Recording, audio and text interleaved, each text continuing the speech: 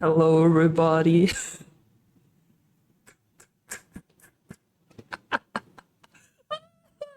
It is my birthday today, and I thank you for that, Pat TDI. It's my birthday today, hence my once in a year appearance on this channel every 6th of June is when I appear. Hello.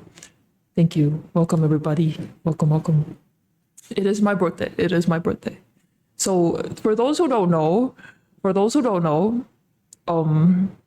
basically, this is the only VTuber model I have rigged myself. The only time I opened up Live 2D was to take anime screenshots of Lucifer and do this for his birthday.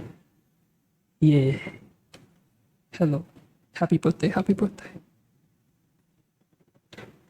What can I say? Suspicious. That's weird. That's weird. I just wanted it to be like a tradition, guys. It's like a tradition because every year on the 6th of June, I bring this guy out again. He's been in the basement for a long time. Thank you. Hello. You laugh like Hiko Lucy.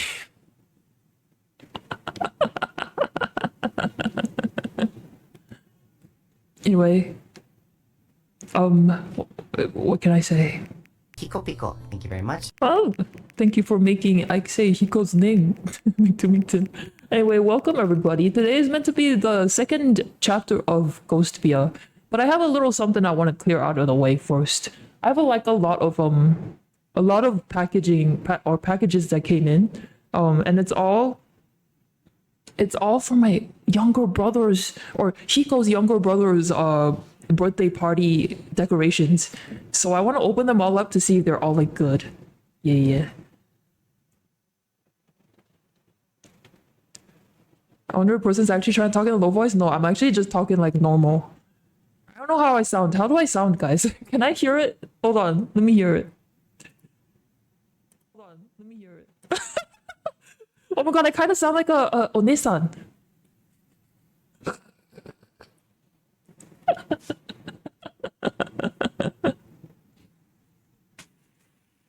Don't I?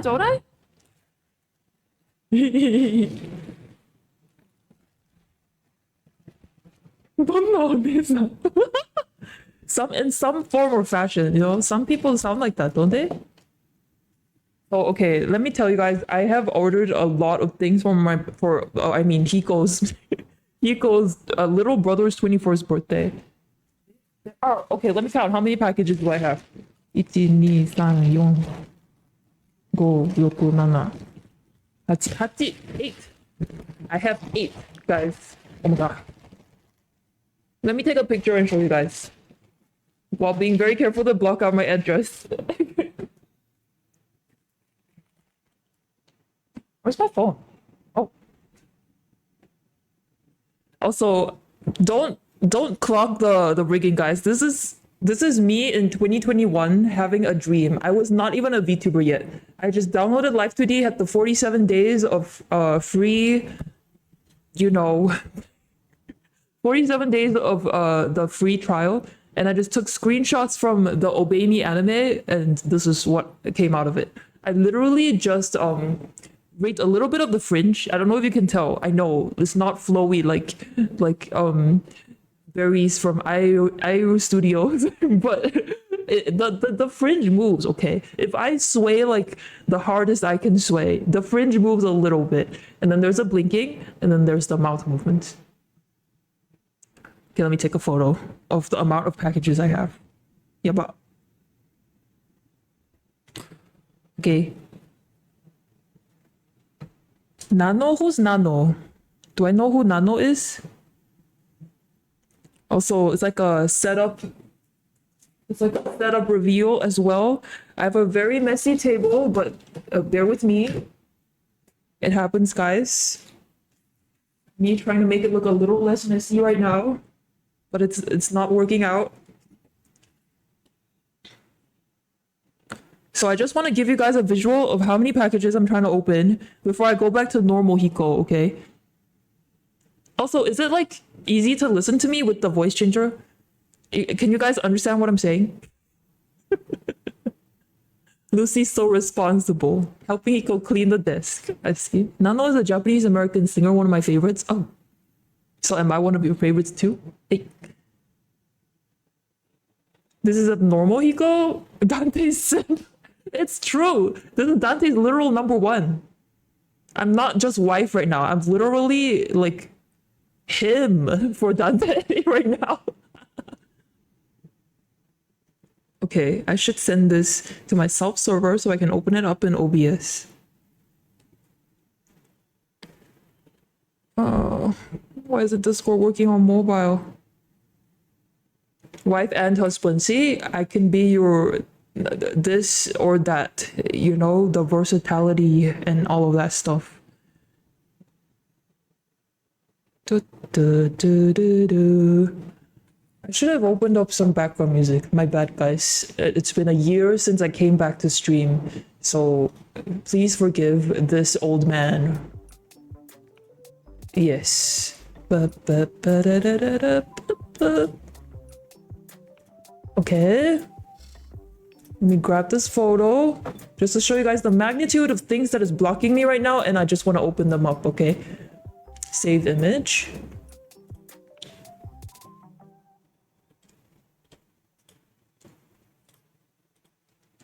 Anyway, Arcadia, how does it start again? How does it start? Let's play it. Actually, it would be really funny to have Arcadia in the background. I can't type though because of the amount of packages in front of me.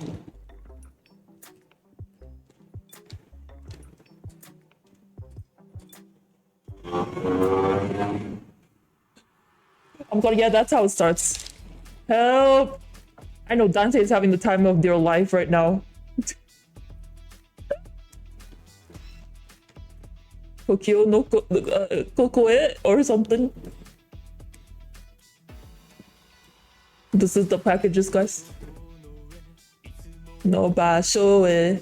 Guys, I have 8 packages to open. Yes.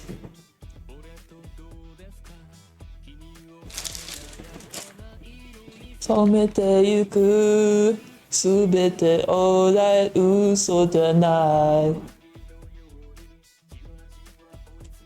Let me change the text here. Opening packages for Hiko.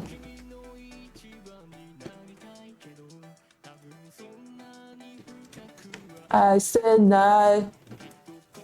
Okay, are we ready? Let me open the biggest one in front of me. Yume no naka de. Alright, let me open it up. Fukaku, fukaku. Denai. Oh. So a lot of them are basically, you know, like if you were trying to decorate for a party, it's either balloons, LED lights, or tablecloth, all that stuff, streamers.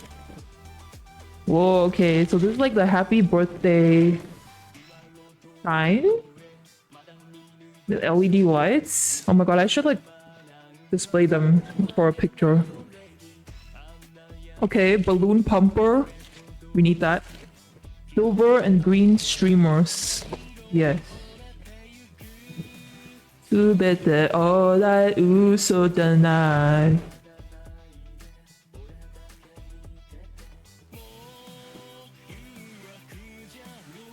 Deny. Okay, foil. Foil fringe curtain. Color your party. Yes. Balloons. So the theme is like green, earthy, and also silver. That's like the color theme for this party. I can't wait to decorate. Hi, Rice. Happy birthday to me, right? The way you appear only when I'm Lucifer. This is so on brand for you, Rice. What's happening? How on brand is that?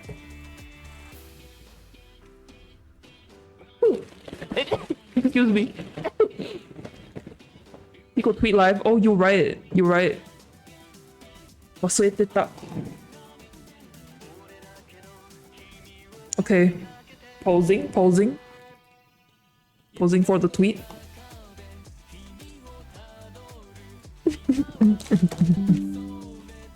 Oh.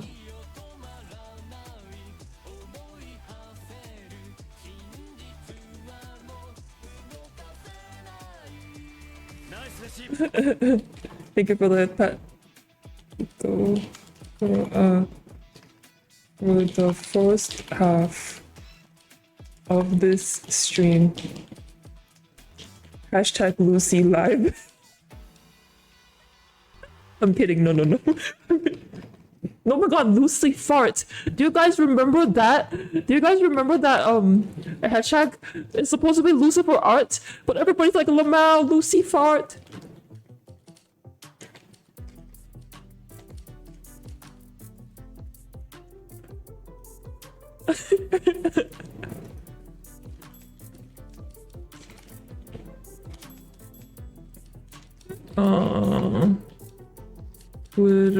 Twitch.tv/hikopiko.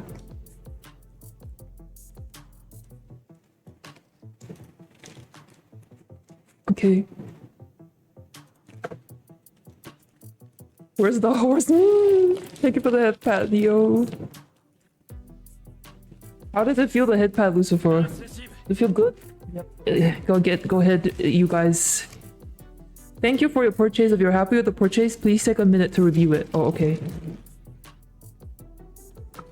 I've opened up, I think, 3 packages now. Okay, here's the next one. I don't know if you guys can hear me opening it. Maybe only when I talk, because I have like noise suppressor. So only when I talk can you hear like the ruffling, I think.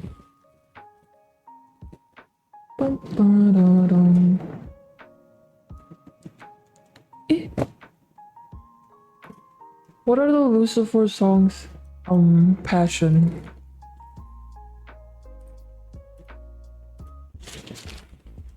I don't know Passion as much as I do Arcadia. I know there's a lot of breathing, like now.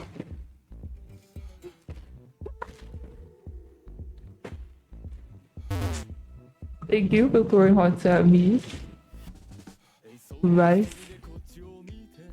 I love you, Lucifer. I know you love me. I know you love me. I am well aware.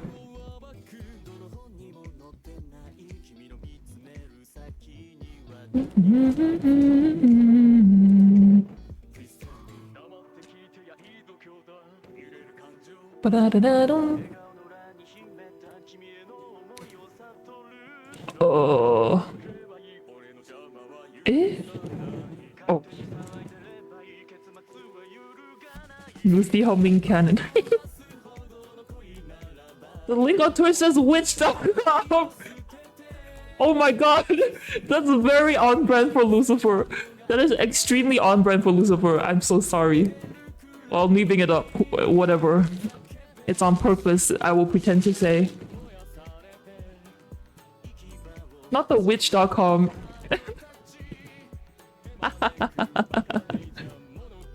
Alright, opening up the next package.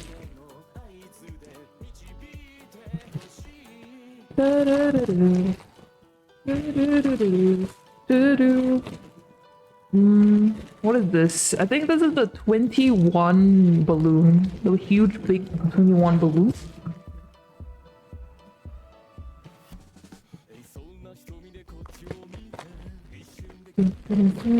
Oh, more streamers. I like it.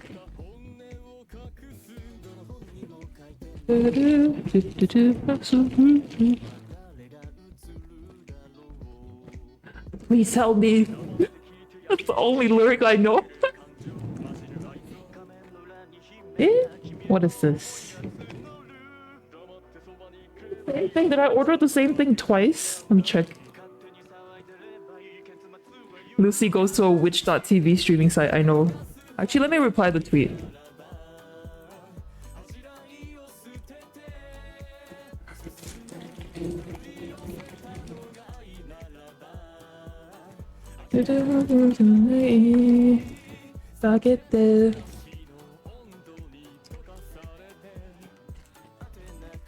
Okay. What is this? The numbers, right? Yeah. Ooh. Okay. Oh no, I shouldn't have unfolded it. I don't know how to fold it back. You guys feel that whenever you open up a package and then you unfolded the something cloth-like and now you don't know how to fold it back? Oh no. Oh no. I get like Solomon to help bring it back magic wise. Oh. Oh no, I'm gonna ruin it by the way I fold it.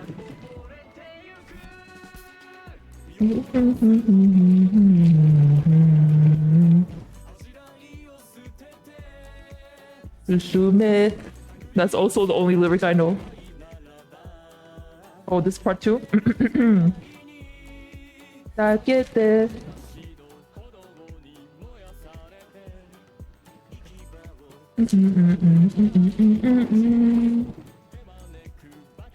You got this on me.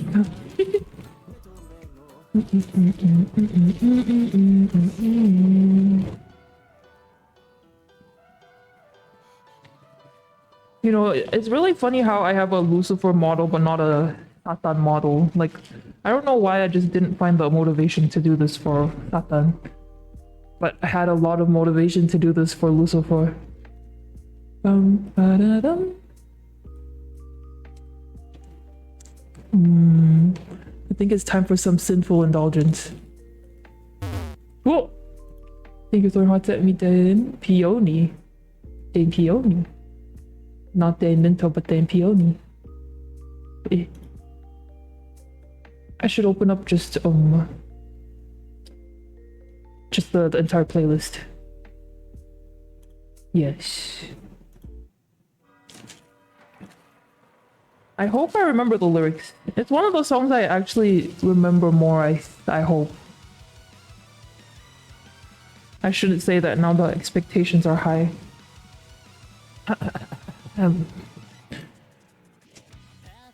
Naito ma'o, dadabo, namulalu. Yokoso, boku wa ma'ate iru. I can be a horse, Lucifer / joke, cause I'm pony. Yes.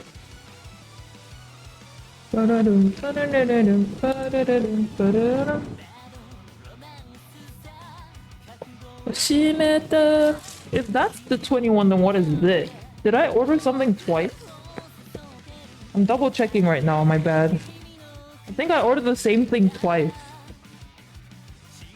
Birthday karaoke, let's go! Sorry, that was very out of character. I mean, birthday karaoke, mochidon desu. Yone. Oh baby, oh baby. Oh, these are stars! Okay, okay. I have like star balloons in the same color as the 21 balloon.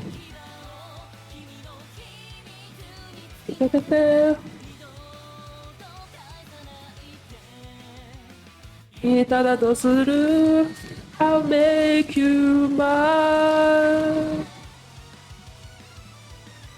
Oh my god, funny story, guys. Funny story. So, because I posted this Lucifer VTuber online, right? On Twitter and YouTube. Like, there was somebody that sent me a DM asking if they could have this model. Like for actual VTubing streaming. Like, they were not kidding about it. They named themselves Lucifer. They had like a Twitter account, like pre-debut VTuber and all that. Like, you know how that you would have it on your title, pre-debut VTuber? And they were really serious about using this model for their actual VTubing career. I was so dumbfounded. I did not reply the person, unfortunately. I don't think they should use actual IP for their actual VTubing career anyway, so I think I helped them dodge a bullet for not giving it to them. Like, I think you could get in trouble if you actually earn money from doing stuff like this with a different IP, right? Alright, next package. I don't know if you guys can hear the plastic, but I'm opening it. More balloons. Nice.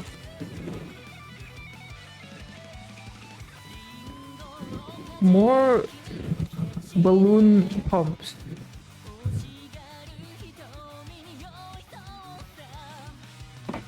Oh, wrong direction.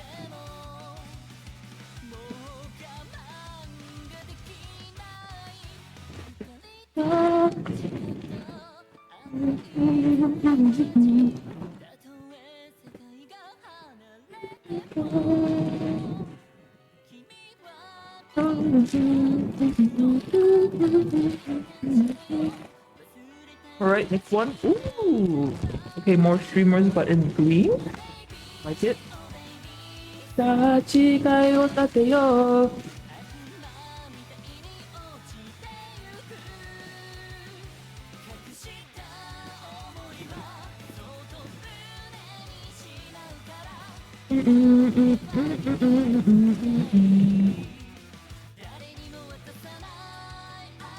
Thank you much.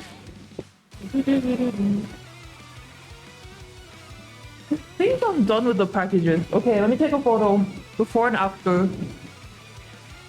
Thank you for allowing this old man to open packages with you, but I think I'll retire back to working tirelessly at the House of Lamentation now after helping Hiko out for a little bit.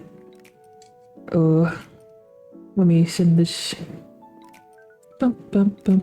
네, 막랑 하나씩 오시오요. 됐어. 이요. 됐어. Alright. Keep the voice. You actually like it? May I request Hiko keep your voice? Oh wow. So you guys like the voice? Damn. So this is what you guys think about my actual voice? Wow, guys. Wow. Wow. 朝でも僕はずっと待ち続けるだろうな。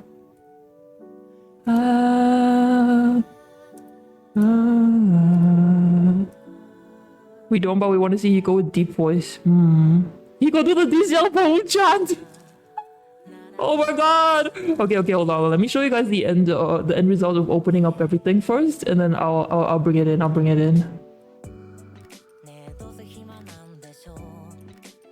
Wait. So, for Hiko's little brother's 21st birthday party, these are the decorations. Yes. There are tons of balloons.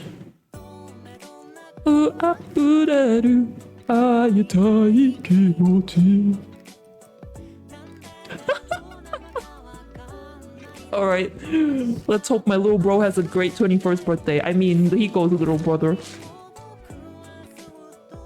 ずっと待ち続けるだろうな。愛ってなんだろう。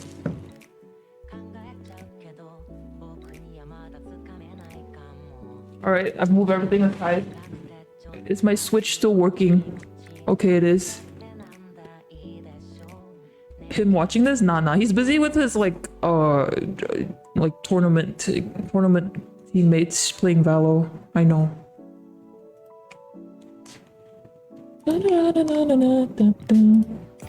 Alright, I think TDI293 sort of redeemed something called the DCL poem chant. Okay. How do I channel Lucifer while doing it? He has to be like really Oh my god, his translucent hair, bro. Okay. He has to be like sort of unknowledgeable about it, but trying his best, right? That's what Lucy does, right? I think. Please don't mind the translucent hair. I didn't have time to think about it. Alright, right. This dude. Everybody, are we ready? Ikazo. 爱情走 fire fiber wapper.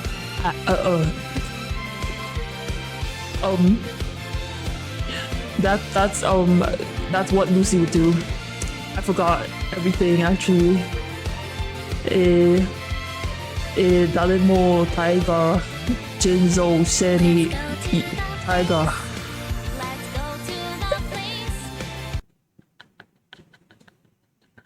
My sincere apologies.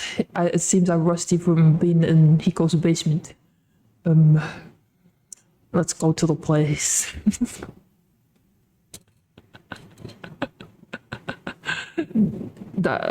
Darika, Tiger, yeah. Are you happy with that?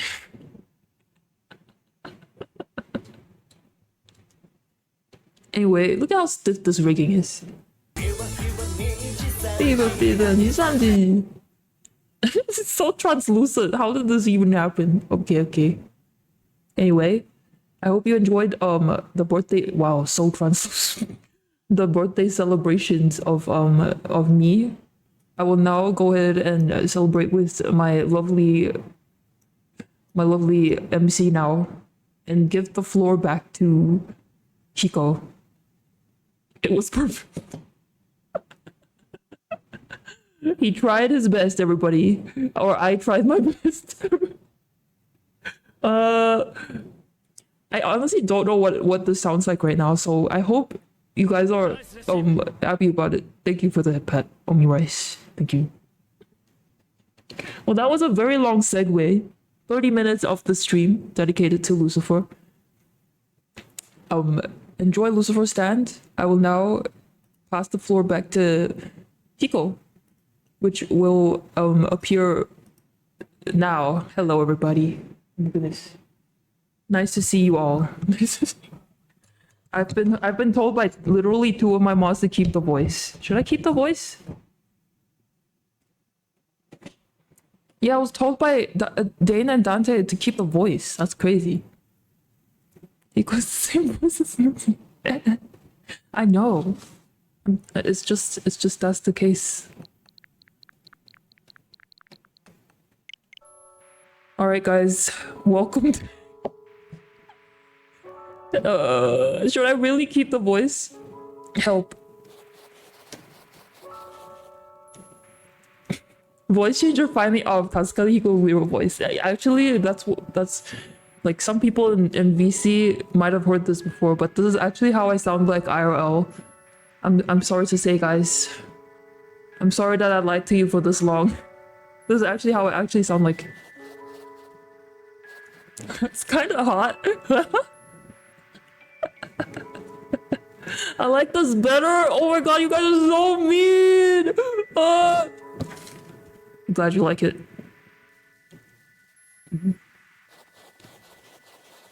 Sounds like 태양. 여러분, 너무 보고 싶었어. 여러분도 나 보고 싶었어. Hiko worked hard to give us her cute voice. I know, I worked so hard. I'm just kidding. That's how I actually sound like, but it seems you guys don't actually enjoy it. I'm so sad. I'm literally so sad.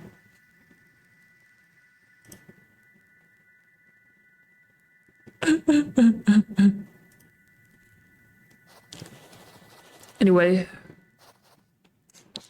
let's go into episode 2 of ghostpia. I'm really excited. I really want to play up to episode 3 ASAP so that I don't have to have this Switch set up with loads of wires on my table for so long.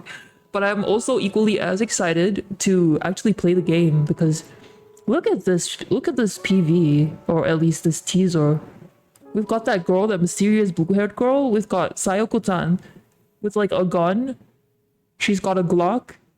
And also some some cuts on her face, it looks like. So let's go. Episode 2. Do you want to start reading from episode 2?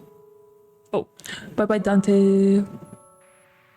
I'll see you. Oh, let's see what kind of other voice changers I have, actually. I don't remember. I haven't used it in a long time, even though I do have it. What is Claudia? There is a voice changer called Claudia?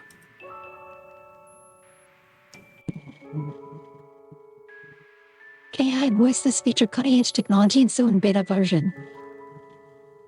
Hello? This is Claudia. Hello? This sounds like Dante. Boy, I'm so curious. Can I listen to it myself? Hold on.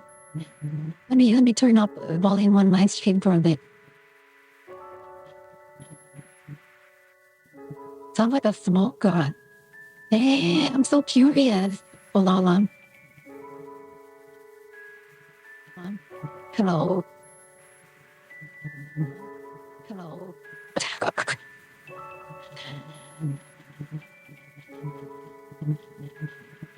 Oh, I'm not all of the team even using Beam as well, or is there a different like account? I'm not.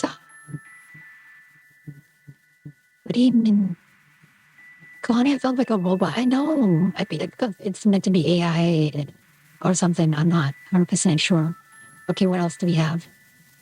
The narrator sounds like I need it for this show, or not show, this stream. Hello?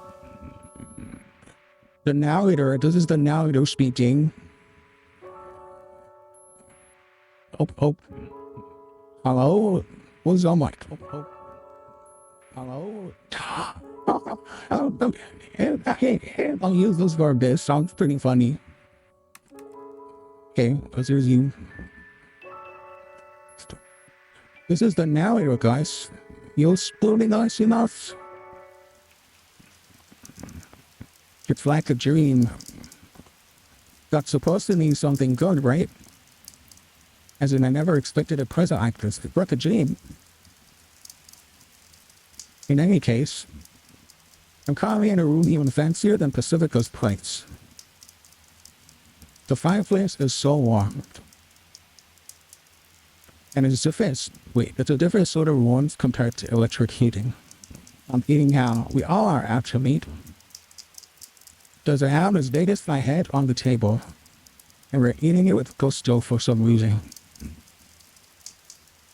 The world is a silent save with the clattering of table rat and the chewing of ham, and the occasional cracking of firewood.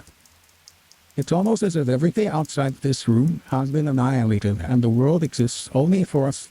And when I say us, I mean, wait a second. Did you guys notice in the middle, there's a fucking pistol being pointed at the character on the left. The character on the right is pointing a pistol, which I think is put on. Oh no, that's crazy. For me. An unfamiliar girl and a crying nun with a bloody nose. Oh shit, what's happening? She's the one eating the mouse. The situation is very much like a dream. The softness of the high cow rock seems to numb my senses. Damn. It's like a dream. I pondered that thought again. Why is she what faculty with the climb? Isn't that crazy? The situation we're in is indeed like a dream. But is that a good thing? It still doesn't feel like a good thing. At least, that's what I think to myself as I pass the nun's temple with like pistol. Oh, it's the nun's temple that she's pointing at. No wonder she's crying. What is happening?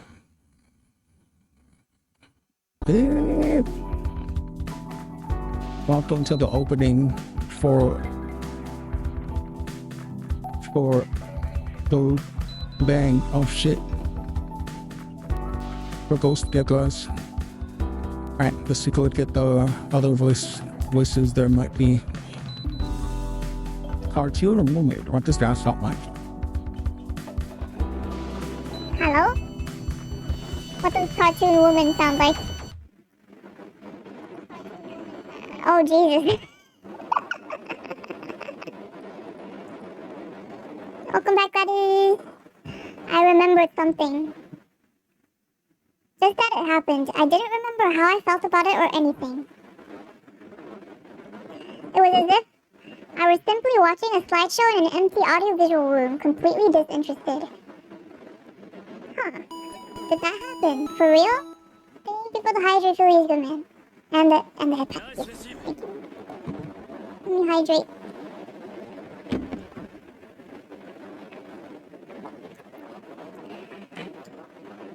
Sounded like those people that get censored in like interviews. Oh, and it's like a silhouette, right? Like, I don't wish to reveal my identity. As soon as I start to question it, my body feels like it's floating. My limbs clench for something to grab onto, and then I find myself on my bed. I had woken up. Was that a dream? That was strange. So, recap for those who didn't know from the last episode. Basically, Sayoko-san is sort of like hikikomori somewhat. Like, has been secluded in her own home for the longest of times. However, she and everyone else in this town are ghosts. So they can't go outside in daytime or else they'll get burned. But they respawn at home anyway. It just hurts a lot. They can never die. They can never get out of here. It's a weird situation in this city. And then Sayoko-san over here is our MC and has been sort of secluded from the rest of the ghosts because of the situation that happened, but she doesn't remember what it was. Recently though, we found out that it's because she shot the two of her best friends with a pistol while they were trying to escape the place together or something. Like, they worked together, built a vehicle together, tried to, ride out of the city together to see if they could escape. But for some reason, all she remembers after that is that she shot the two of them and dragged their dead bodies back into the capital. And everybody knew that she shot her two best friends. I mean, they respawn anyway because, they're ghosts. But the idea of that is like, why would you kill your friends? So, he doesn't know exactly the reason why she did that yet.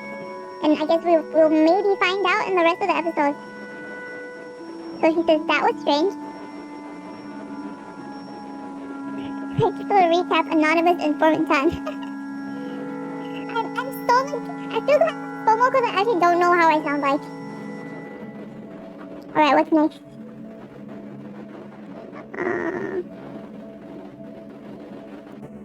Magic chords? What's magic chords? Let me hear a little bit of it. What's magic chords? Let me hear. Oh, I'm T-Pain basically. Okay. I space out for a while, and then I remember what I have to do to get out of bed. I gotta go to Pacifica's place. Pacifica wanted to throw a welcome party for the new ghost in town, which I thought was an interesting idea. Yeah, Pacifica also wanted to patch things up between me, her, and Anya. Oh yeah. My outfit is simple. It doesn't take me long to get ready. I just need to put on my coat and I'm good to go. Okay, enough playing. You're the moon. The moon. That is what's up. What? There is like one called Trauma Medic. What the heck does that sound like? Shut up. No, I won't. What I need. 난 지금 어떻게 끝낼지. Anyway, there's one called Trauma Medic. I don't know what it sounds like. I'm afraid that it will be like bad. Hello?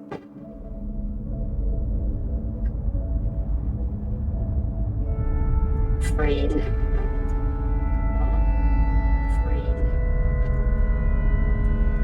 It's like background sound effect too. It sounds crazy. this what you sound like, Jinjin? Trauma medic?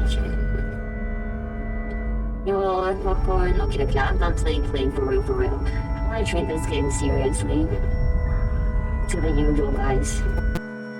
Hello?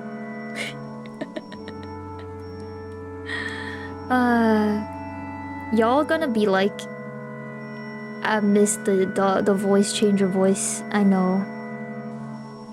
Do I have to use the lurk command? I don't think you do. I mean, only if you want to let me know you're lurking. Hello. Hello everybody. Put your hands in the air. Anyway, I just need to put on my coat and I'm good to go. That's one lackadaisical amnesia ghost ready to go. Okay, what is lackadaisical? Anybody in the chat know what lackadaisical mean? But when I grab the doorknob, it feels much chillier than usual. Whimsy? Oh. Oh, so like weak? I hope I can start filling the void inside me, at least a little. Hopefully I'm not so empty that the wind blows me away. I head outside. It's been a long time since I've gone outside during peak ghost hours instead of leaving close to dawn. In fact, it's been so long I've forgotten what that last time was. Which means it might as well be my first time. Showing little enthusiasm and effort, you lack motivation. Lackadaisical? As expected, the ghosts are taking their distance from me. So I walk as quietly as I can, even trying to stifle the sound of my steps on the snow. I try my best to smile and be the friendliest ghost I can be. Sayoko smiling? That's like kind of out of character for her. I'm trying to interact with other ghosts more, so I need to get used to it. And I need them to get used to me. I don't know if I can, but I have to try. Oh, I still hate it when people look at me though. Even if they don't say anything, it makes my skin tingle. It's as if it's as if gazes have masks. Oh, it's lackadaisical though? Oh, I see. English. Lackadaisical. Did I say it correctly the second time? Hold on. The AC is a little cold, I need to turn it off.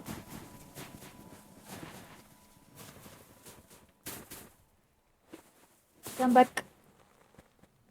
Lackadaisical.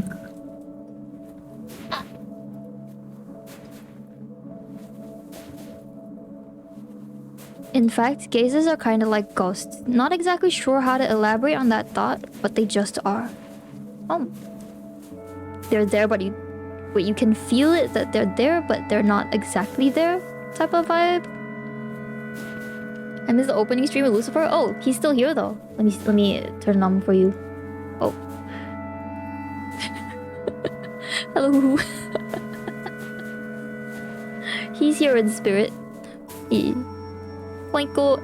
Konbanwa. How are you?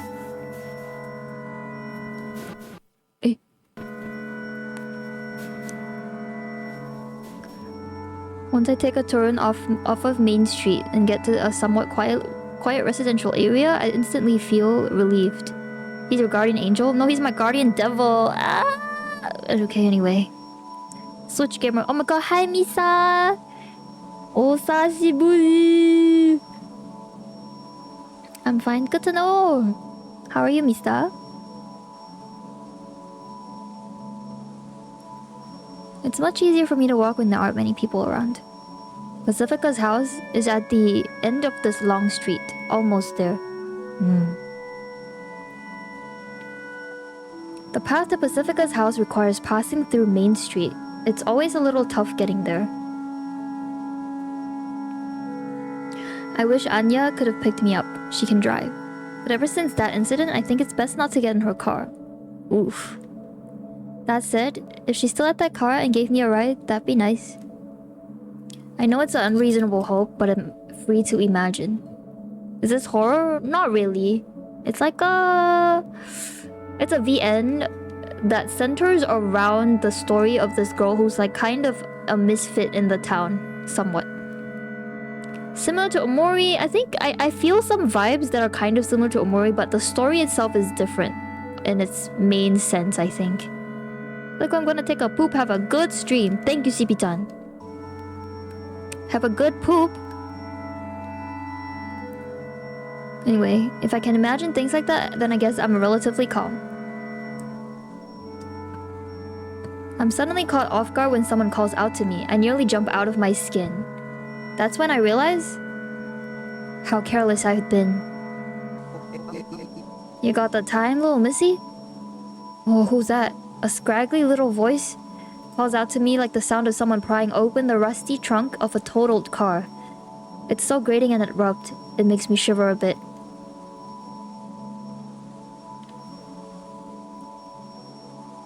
I feel less shitty after my session. Okay. Good to know, Drain. Like, I definitely asked you that. Thank you for the information. I'm also happy for you. It's the old man. Oh my god, it's you, Drain. Yes, old man, I do have time. I gave him an answer without thinking. How embarrassing. It's because he caught me off guard. I mean, what time is it? I suppose I misplaced their wristwatch?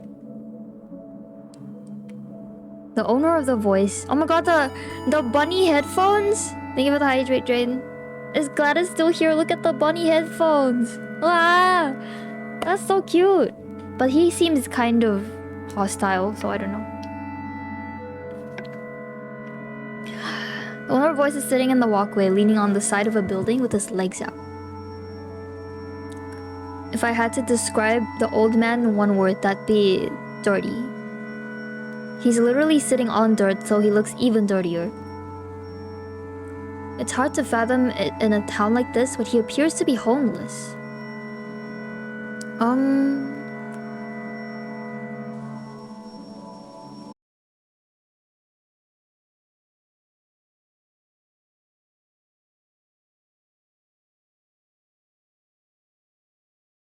Running empty in the search for someone else. Doesn't look right through. Oh, thank goodness. I was starting to sing my disconnected song again. The one that starts with "Can anybody hear me?" It always helps. It always helps me feel less lonely when I start singing that Simple Plan song when I go disconnected. Well, I'm back. Welcome back, everybody. Anyway, I think we're talking about how Saiko-chan never showers. She said it herself. So I'm like, oh, she's stinky. Yeah. So she's like, do I look this disgusting to other people? Oof. How do I explain this? Thank you. This town doesn't do clocks. The very concept of the passage of time doesn't exist here, so we don't have calendars or clocks. Okay. We just have a psychological sense of what time is, I guess. I never really thought about it. Maybe it's just me being stupid and everyone else does indeed have clocks and schedules to keep up with. I feel kind of lonely when I think about it like that. Could have sworn I had it, but it's gone now. What a bummer. So we're supposed to try to find the wristwatch for this man? It was always accurate and reliable. Like, reliable. Told me when it was wake-in time, lunchtime, and that a time. Of course. That time? Hi, Kimi-chan. I am back. Hehe. The old man's accent is so thick it's a little hard for me to understand. I always think about time and our perception of time. How deep. I know. Time always, like, is the main thing that pushes us, right? Like deadlines, days to look forward to, stuff like that. Sometimes time is what the main thing that stresses us out, but sometimes time is the helpful thing that pushes you forward too. So it's like, damn. Anyway, when he stops talking, it gets real quiet. I can hear the bustling of Main Street in the distance. It's like a roar of waves. My ears starts to ring. Honestly, I don't feel like talking for long. I could just run away from it all, but I want to be a good and proper ghost. Why this sudden change in her? Only because she had that interaction with her two friends again? Now she wants to actually be a good townsperson? So I decide to answer him honestly. I don't have a watch, so ask someone else, please. Okay, bye. I start walking before I finish talking.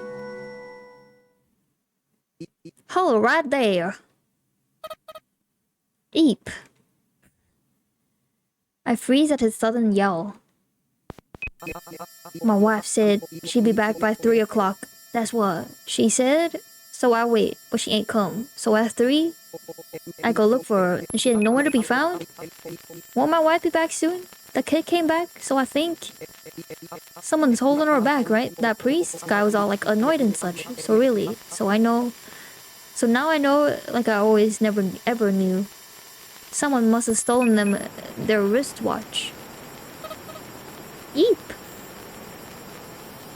I'm scared, and I got a feeling that things are only gonna get worse. Oh girl.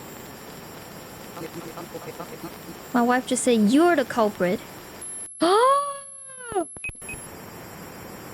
He's clearly not in his right mind. Thank you for all the crash go. But I think we're somewhat lagging away. Huh? No, it wasn't me.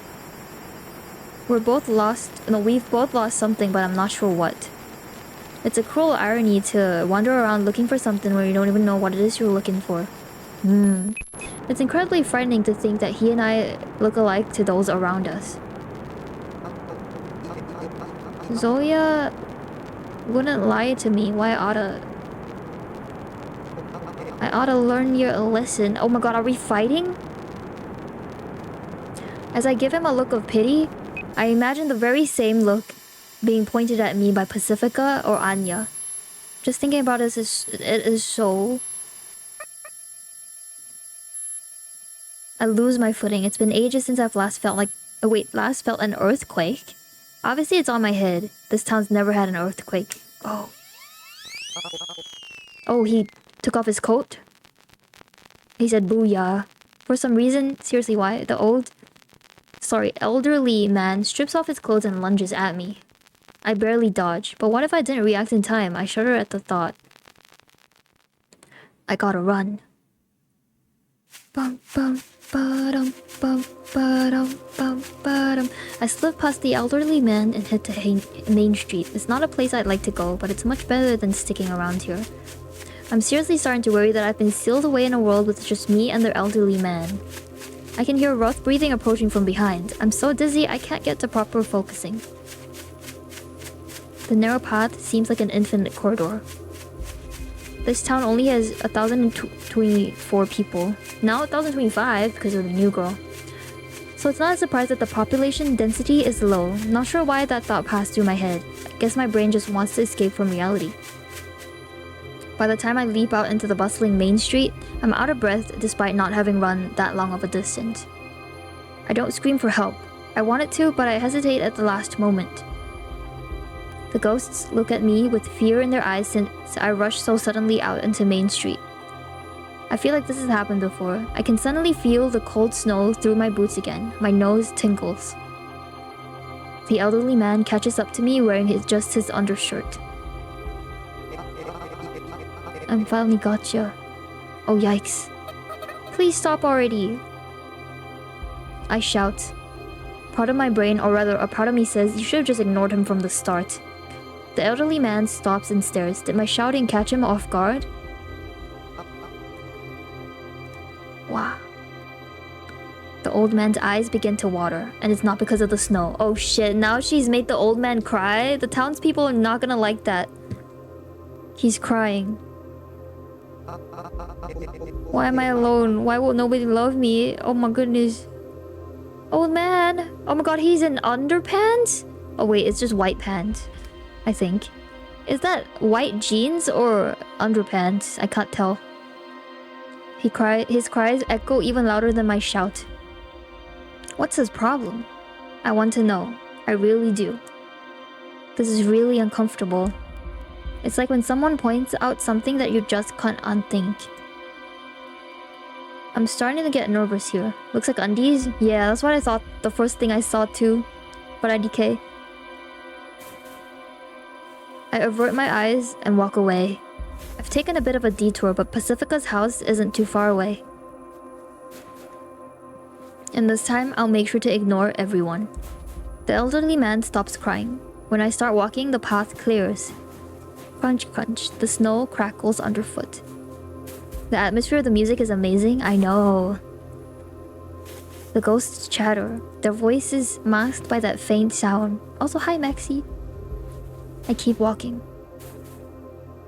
I know the answers to your questions, little missy. I don't stop walking.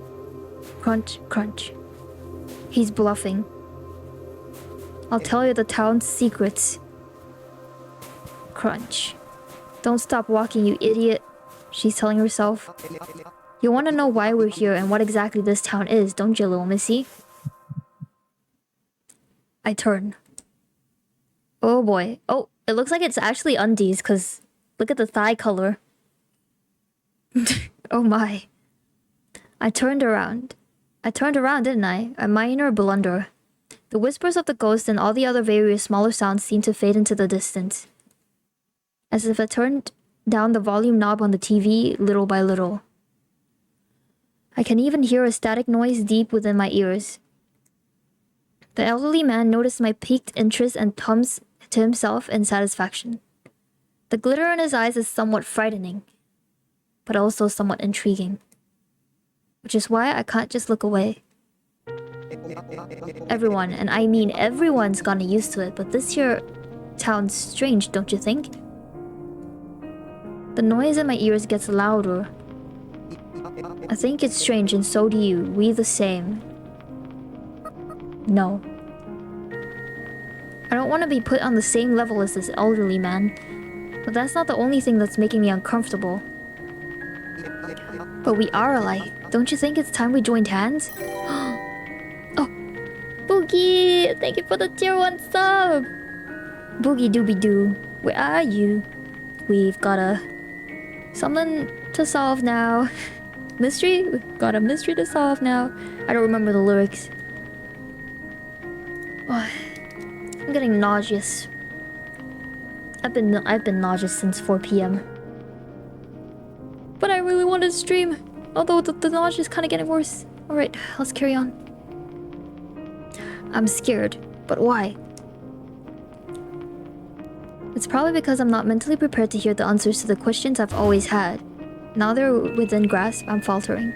Hikopi. Hi, Ali! Thank you for throwing hearts at me. How are you? Together we can put an end to this sealed away era. Is it era or era? Era? Era. It's a win-win situation, see? Rest important. True? Elsaan! How's Hiko in chat? Hiko nauseous, but Hiko having fun with stream. Elsa said, 你丢的星星给我. Better let it out than keep it in. The nausea? How do I let nausea out? Nausea, get out. Get out of my head. Get out of my head. 能把手里的 Switch 给我吗？当然不可以啊，它好贵哦，是我宝贝来的耶。Puke it out? No, no, no. I don't feel like that bad till I need to puke it. I mean, I've been sick, so I'm recovering. That's why. It's like a really like a targeted head pain on this side of my head. Like here, at the back of my ear. It's like piercing. There. Same? Oh fuck. That means there's a reason. No, Fluid, go lie down. Almost on my test. All the best, Ellie. Same but on the left? Yeah, me too, on the left. Like at the back of my ear, it's like piercing. And it's making the rest of my like neck like pain too. Oh well. In the worst case scenario, that curiosity could make me turn out like him.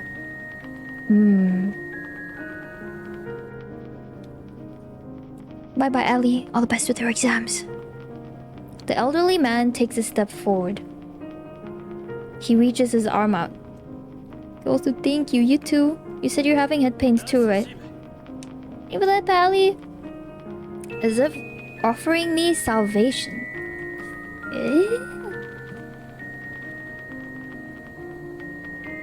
Unfortunately, deep down in my heart somewhere, I do want salvation. Oh. I know I have them.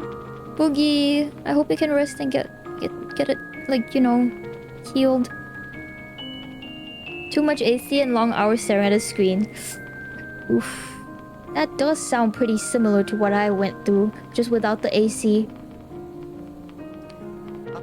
Oh! What is this aura in front of or behind old man?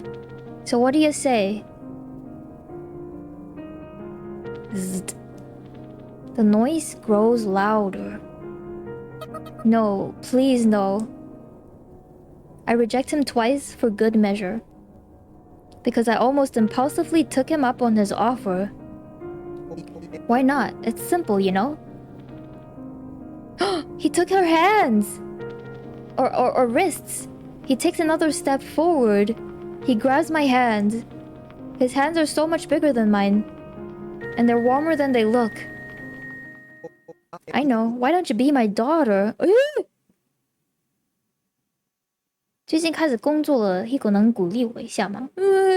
辛苦你了 Elsa 加油哦工作加油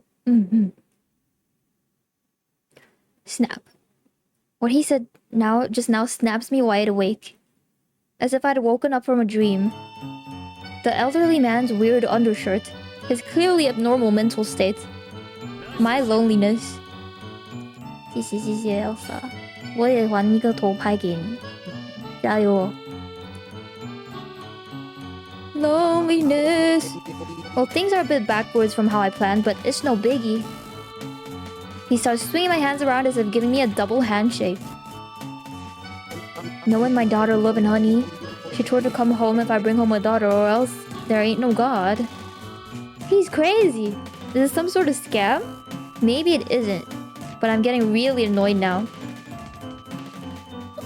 Elsa, bye-bye. 好好休息，睡好梦。Sorry, but I've got to go. You can't go. He won't let go. His grip is surprisingly tight for an elderly man. Let go!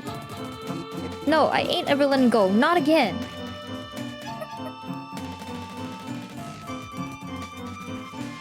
Oh, ma.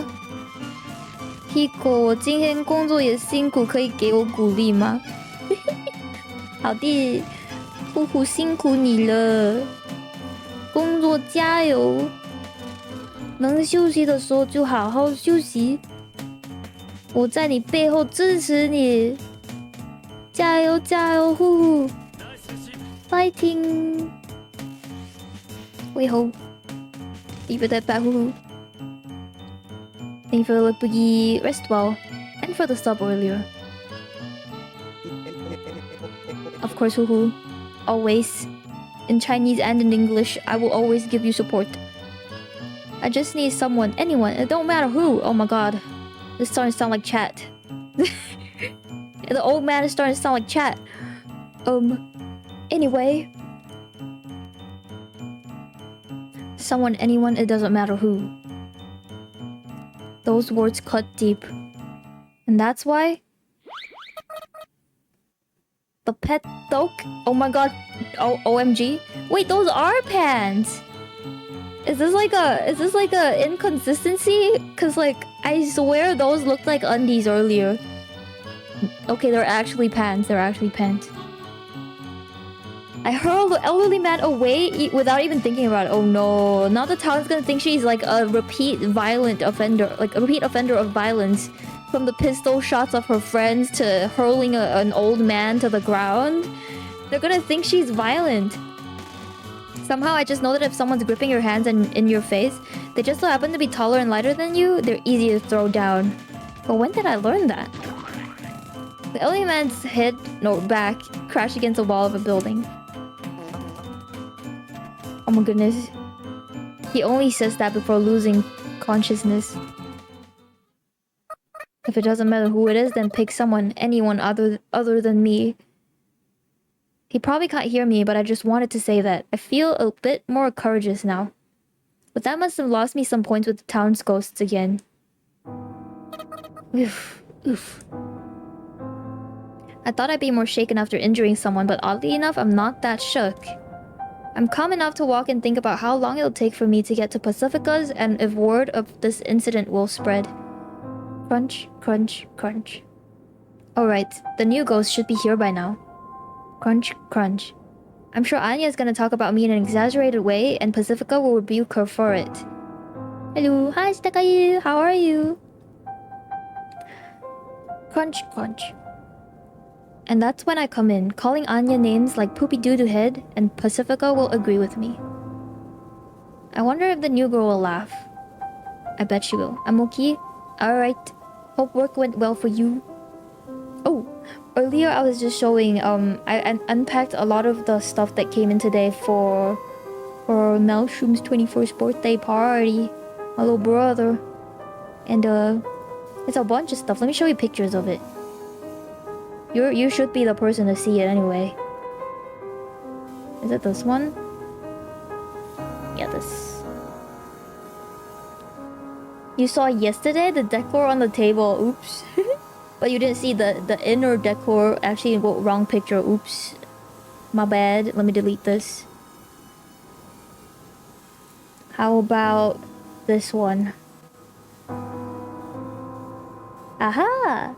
LED lights, mini balloons of green and earthy and silvery colors, a huge 21, star balloons, happy birthday letters, sparkles, everything. I kind of went a little ham. Like I kind of spent a little bit of money, if I can say so myself.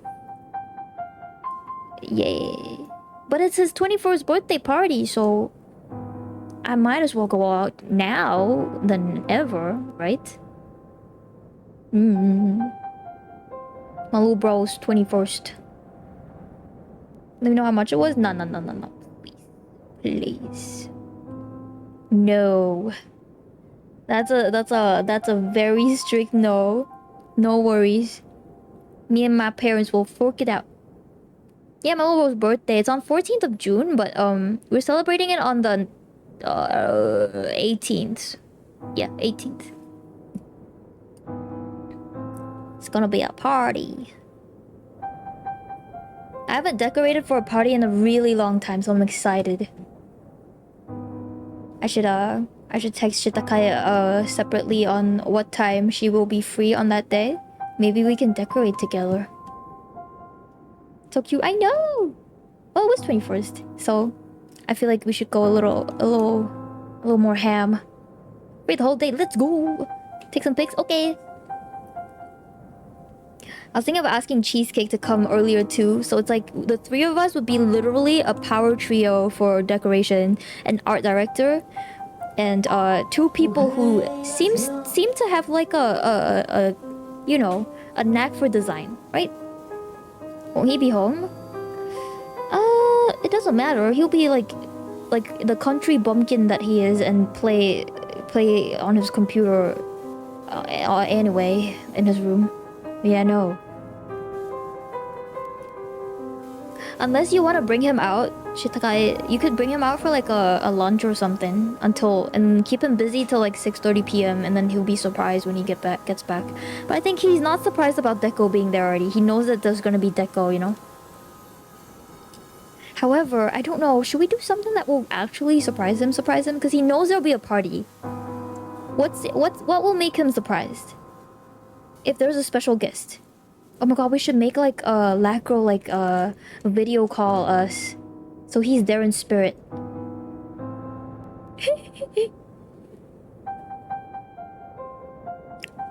Yeah, I don't know what to make of, or at least give him to.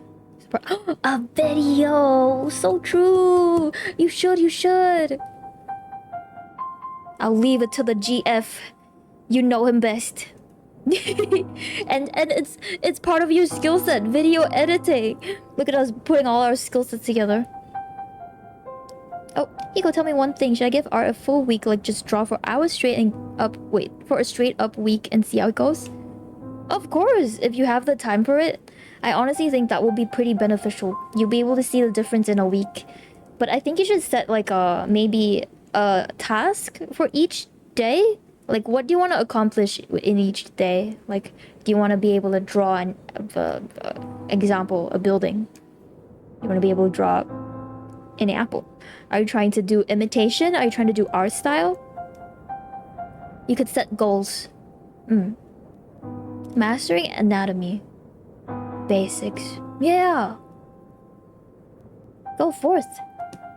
And this is like the time to do like heavy referencing too. Like don't feel bad about referencing heavily. Oh. Anyway, I wonder if the new girl will laugh. I bet she will. Crunch. I can't wait to see them all. Wee-oo. Oh, a siren coming from behind. The Popo? Oh shit. They're gonna catch her for knocking old man out. Because I know that when I do anatomy, I'll be able to bring anything I want to life in terms of characters. It's true. No way, I think to myself, only for the police car to pull up or pull over behind me. Oh, for crying out loud. That's what happens when you physically knock a man out, Sayoko-chan. The audio feedback of a megaphone screeches. This is the police. You, stop right there. Turn around slowly, police chief says.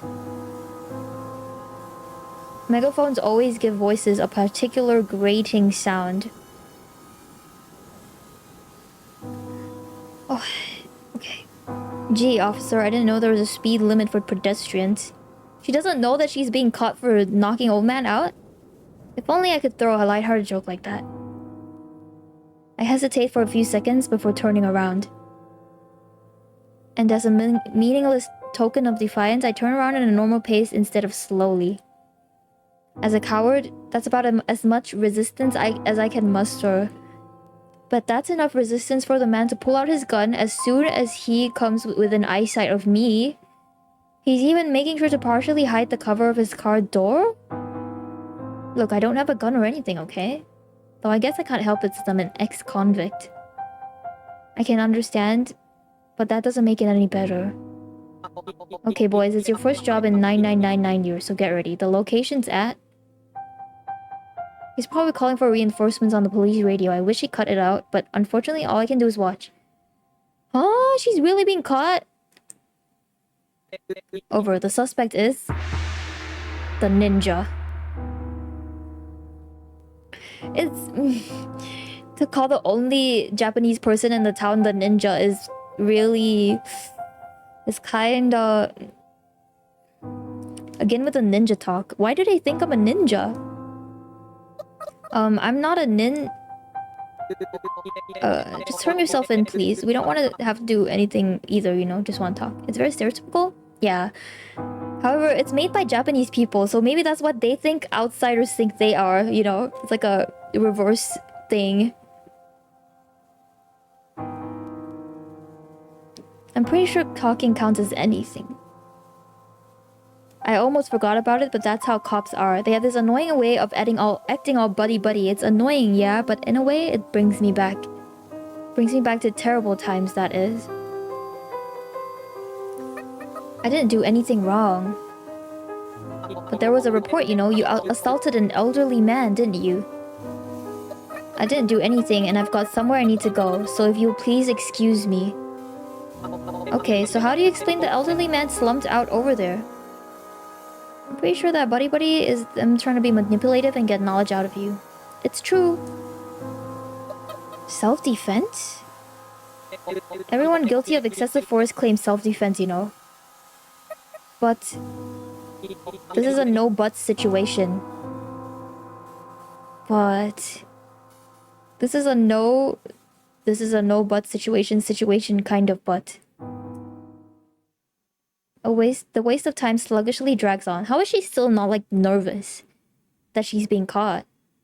She's, like, treating it as some sort of nuisance or something. Sir. Here comes the police. Where is she? rushing in from the back alleys. Where's the ninja? 3 uniformed officers file into formation. Come on, ladies, now let's get information. Oh, took you boys long enough. From 3 different paths at the same time. Now then, you mind taking a little trip with us to the station? She's probably someone who's done with everything. So this is her characterization so far. I've done one episode. This is like a little bit into the second episode. She's like somebody who doesn't really feel anything or something like that. They're all ghosts, by the way. This is like a ghost town. The name of the game is Ghostpia. And she's been like a recluse for a very, very long time. Like 9,000 plus years. Because of a situation she doesn't really remember. She misses her friends. She was about to open up and go meet one of the friends or a few of the friends right now, but yeah, seems like things have gone awry.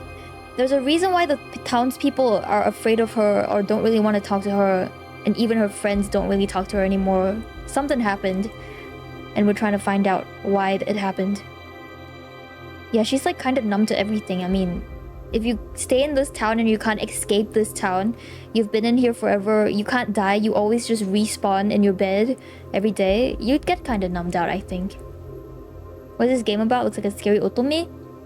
It's a visual novel, so we're trying to find out the story of this main character named Sayoko. This town, why does the town treat her so hostilely? Something happened previously. We know what happened, somewhat, the end of it, but we don't know why it happened. Basically, her 2 best friends and her were trying to escape the city. They built a car, they were in the car, they were driving the car, they were getting to the, you know, the oasis, the surface somewhat. And suddenly, like, it blanks out, but what we see is that she had a gun, Sayoko, and she shot 2 of her friends in the head. And she dragged back their dead bodies back to the town square. And we're like, what the fuck? We don't know why she shot them, but I mean, they will respawn anyway. The 2 friends, they respawn anyway, but the pain doesn't disappear, you know? The pain and the shock and the trauma of being shot in the head doesn't disappear. That's why the friends hadn't been talking to her for a long time, and the people of the town sort of, you know, like, don't get close to her. After 9,000 years, I would expect someone to be emotionless about absolutely everything, just because in the end you realize there's no point. Yeah. And everyone apparently in this town don't really question why this is like that. The situation is like this, except for Sayoko, and apparently earlier the old man mentioned it too. So I think the 2 friends too, because they did contemplate escaping, but I don't know. So she's a repeat offender. They all know she killed the 2 ghosts before, and now she violently somersaulted the man into a wall and caused him to be unconscious. I think her reputation is gonna be not too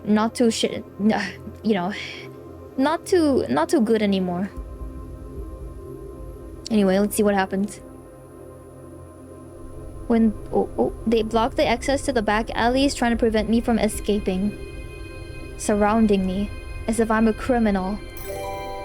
Wow, Layer 1, thank you for the resub. How are you, Layer 1? How did work go? Or perhaps a criminal ninja, to be specific. 2 of them seem like they're just itching to go. The welcome party must have started already. Maybe they're sad I'm not there. Maybe they're mad. But it's not my fault. When I think about it like that, I start to feel the irritation boiling up from the pit of my stomach mixed with some other emotions. I want to run away from here. See, she doesn't feel fear or like, she doesn't feel bad about what she did. She just feels irritation from this. So this is kind of interesting. She's not a typical, like, empathetic person. And you are probably right about everything you just said, Maxi. Work was damn hectic until last week. This week is pretty chill so far. Oh, I'm happy you got to chill for a bit, Layer 1. Rest well, rest well. Sorry, but I've got to go. See, like, she doesn't understand, like, the gravity of the situation of being arrested. She's like, I want to go to the welcome party. Interesting, huh?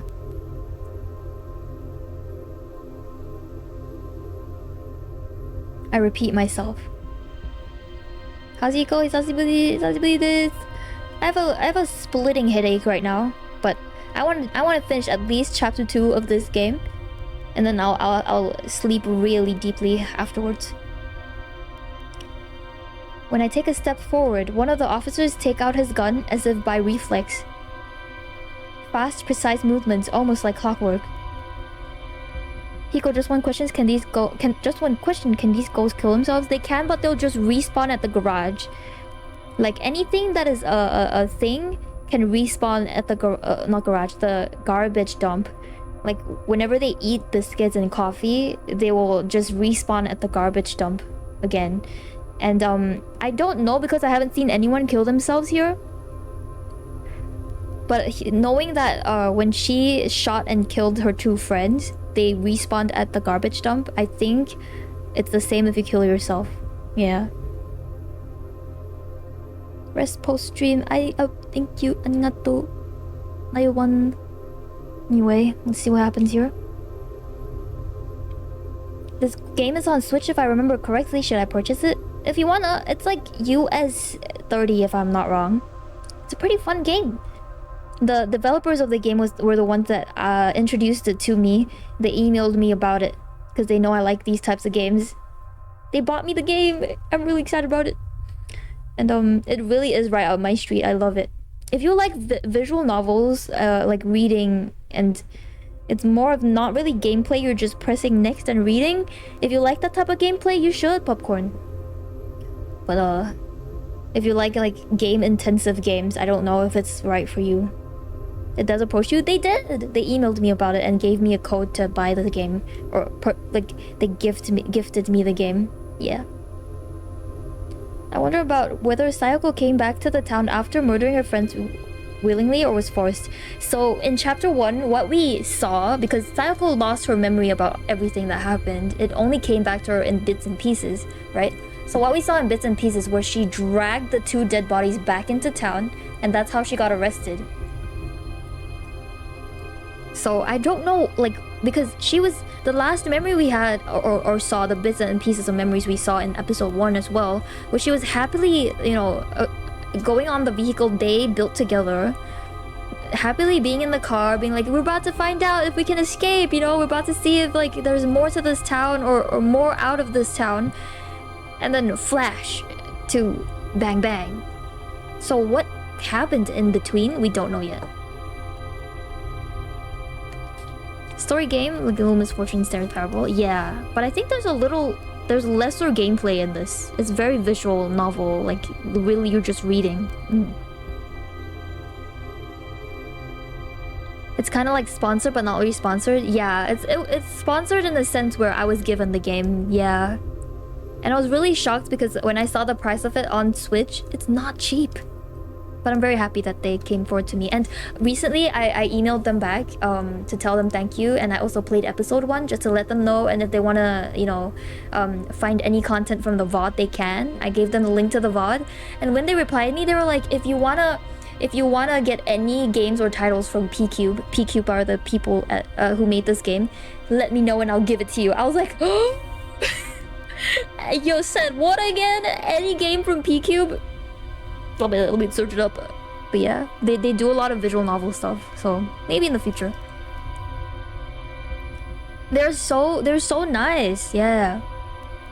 And I'm so sorry because in the email, the person that was contacting me was saying that they were trying to catch up with the VOD for most of his workday. And I was like, oh Lord Jesus, Mans was watching me do English tests in the middle of the game. I'm so sorry. I can't. Oh, I seriously regret being so off tangent at all times. Sent link to them. Lackadaisical. But yeah, they're so nice. I love like indie game companies like that. They're amazing. P-Cube guys. Actually, let me look at what game titles they have. P-Cube.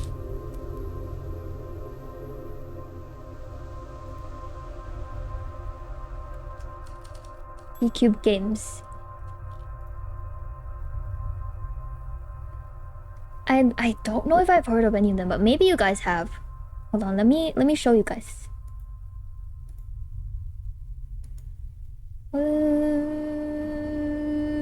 OBS. It's so difficult to navigate stuff when I'm on playing on the Switch. It's like everything is different. So give me a sec, guys. Is it here? Okay. Sorry for the mirror, guys. Here are the titles they have, if you guys can see. Valtherian Arc Hero Story 2 looks very pretty. Sky Oceans Arc Runner. Arc Runner looks really interesting. If I'm not wrong, it might be one of their more famous ones. Then there's Ghostpia, which is what we're playing right now. Labyrinth of Zangetsu, Die After Sunset, Curse of the Sea Rats, Potion Permit, Knight vs. Giant, The Broken Excalibur, Gal Guardians, Demon Purge, Adventure Academia, The Fractured Continent, Pocket Bravery. That's P-Cube's list, I think. It's mostly like not PC, huh? Like it's mostly game consoles. I'm interested in Arc Runner, it looks really interesting. Reset an AI gone rogue as you traverse the space station, the Ark, in the beautiful cyberpunk-styled action roguelite set in the far future. Start each run as an augmented cloned human and save the Ark from destruction. Look at the art, it's crazy, it's beautiful. It reminds me of Stray a little bit. Oh no, it requires gameplay. Never mind. It requires me to know how to play games. There's still sound. Okay.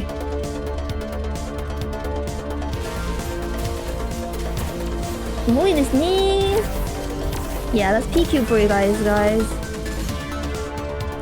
Alright. Excuse the mirror. Oi. Okay.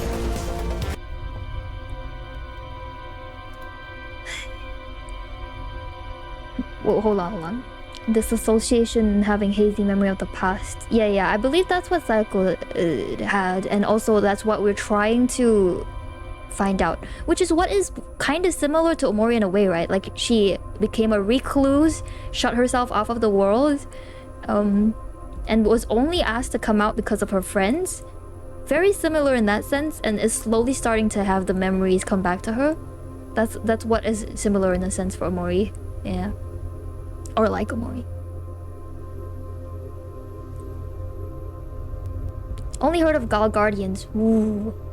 Haven't heard of any of these, but all pretty. Yeah, they're like kind of an indie company, I think. Consoles only. Oh, they have some for Steam as well. I think they did make it compatible for Steam for a lot of them. Sounds like training for Valor. But anyway, overall, I think aesthetics wise, Ghostpia is still the one that I like the most. Just by looking at the titles. So I'm glad that they came to me for Ghostpia. It's the newest title as well by P-Cube. So it came out 23rd May, guys. So if you're interested, go on. It's on the Switch, everybody. I will continue playing now. It seems to set off a chain reaction as the two other officers also draw their guns. I don't have time for this. See, like, she's not scared that I mean, okay, understandable because you don't really die in this place anyway. Like, even if you get shot, you just respawn at the garbage dump. So I guess that is also why she doesn't feel that scared. But I think naturally, if you're having 3 guns pointed at you, you at least, like, you know, try not to move or have your hands up or something, right? But she's like, I don't have the time for this. So I can't stop now. One of the officers stand in my way, pointing his gun at me. But I still don't stop. I'll shoot. I mean it. You shoot and... Oh, Sayoko is a badass. You shoot and... I asked that question. And then take another step forward. He shoots his gun. It doesn't hit me. Oh my god, she has no reaction to the gunfire whatsoever. Oh my god. Oh my god, she's kind of like a psychopath. That's crazy, I love it. Dodging gunfire isn't as hard as long as you pay attention to the trigger finger and the way the nuzzle's pointing, as someone once said. Okay, now she's really living up to her ninja, like, stereotype. She can dodge bullets. She really is living up to the ninja stereotype here. You can't dodge a bullet, but you can dodge a gun. Huh. At least I think someone said that. Is it true, though? I get the feeling that didn't really happen. Matrix, yeah. God, I was just telling the VC in Dante's server earlier. I think Dane, Hatred, and TDI along with Dante were in there. I was just telling them because I heard the gunshot. Sorry, this is a very far off tangent, but I was watching this video recently. It's an offline TV video or a Disguised Toast video, and he was testing his friends with game sounds, and I managed to get like 3 of them. 2 of them were Valo too. So one of it was the pistol sound in Valorant. And I guessed it immediately. I was like, oh, Valorant. The other one was a Minecraft thing. And I was surprised the rest of Offline TV didn't get the Minecraft one. Because I thought they were all Minecraft players. I don't even play Minecraft. I got the Minecraft one. And the third one was another Valorant gun. But I didn't recognize what gun. I just knew it was Valorant. Yeah, like a game sound effects quiz. Yeah. Another one sounded really like mage-like. So I knew I didn't play those games. It's from like Team Fortress or no, Team Tactics. No, I don't remember. Whatever, some sort of league game. Yeah, it's true. TDI was just telling me like, in the crux of the matter, I am a Valorant content creator in a way, and I didn't want to admit it, but it's true because like I did make content out of playing Valorant. It's true. God damn it. Stop! Wait, how do you know that? Oh, is it cause my bro told you? It was one time. Finding it hard to digest Hiko's regularly playing Valo? I have not been playing Valo. It's been like a week. I have not been playing... I've not been playing anything actually. Like, the only times I play games these days is when I'm on stream. I just don't have the time. He was very proud. He was? He didn't tell me that. He was just like, oh. He literally just said, oh. He never told me he was proud. What, Valo? No, Ceres. I'm playing a game. Ceres. Time and place, Ceres. Jitsun, that's you, Floyd. That's literally you. Which brother would say they're proud? I mean, as a sibling myself, I would always tell people I'm proud of them. Or my little brother.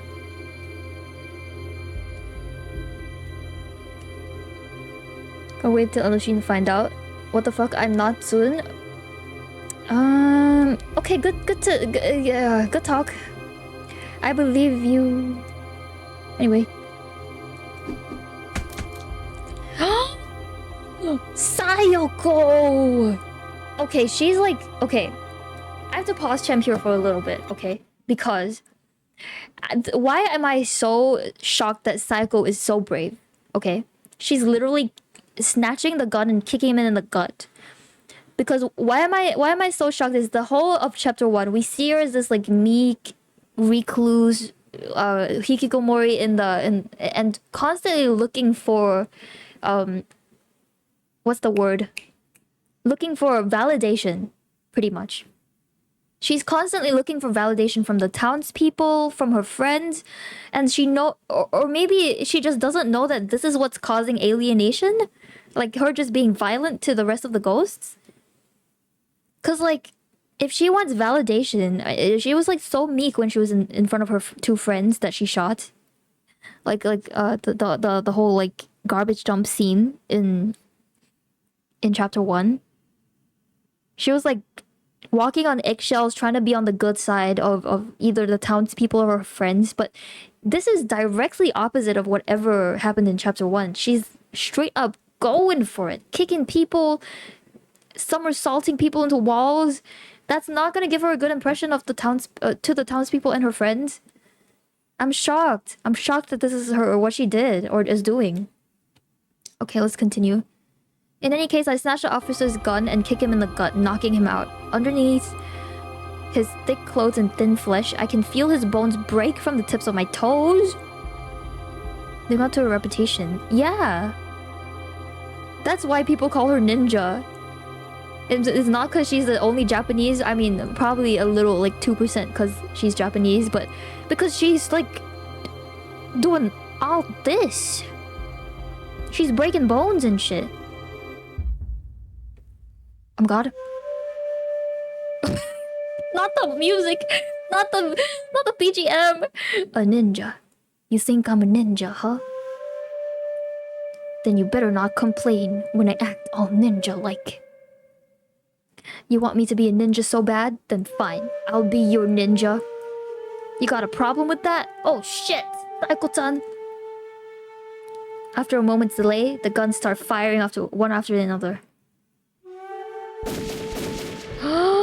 There's like a vibration in my switch too. I leap. Since the officers have their sights narrowed to aim, for just a second, it'll probably look like I teleported to them. Huh? But a second is all I need. Before they can find where the ninja vanished to, I swoop down and slam my foot into another officer's head, knocking them out. Man, is this like a Kazuha PV? This is like a Kazuha PV, guys. Is it like... You sound exactly like Miley, Nessa, but hello. Miley literally says that every time he comes into the stream as like a I'm here type of thing. He copies me? Oh my god. Nice to see you though, Nessa. Anyway. Whoa! Not the side! Do you see how she held the pistol sideways? Oh my god, she's so fucking crazy and cool. Like, what is this, Sayoko? What is this? Thank you for the headset, Penta. How are you? How have you been? I've been okay. I'm better because, I mean, I'm only better when I'm streaming.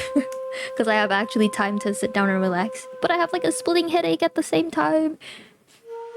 I'm feeling good though. Other than that sideway pistol doesn't work.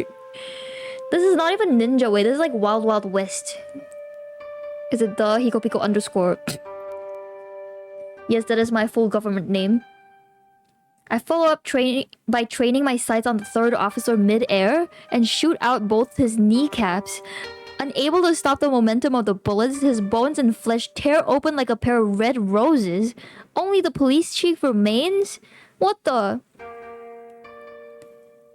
I just got back from my trip and I've made major headache yesterday. Oh no, rest wellness, Satan. He seems to be preparing something behind the cover of the police car door. Is that the awkward pump action of a shotgun I hear?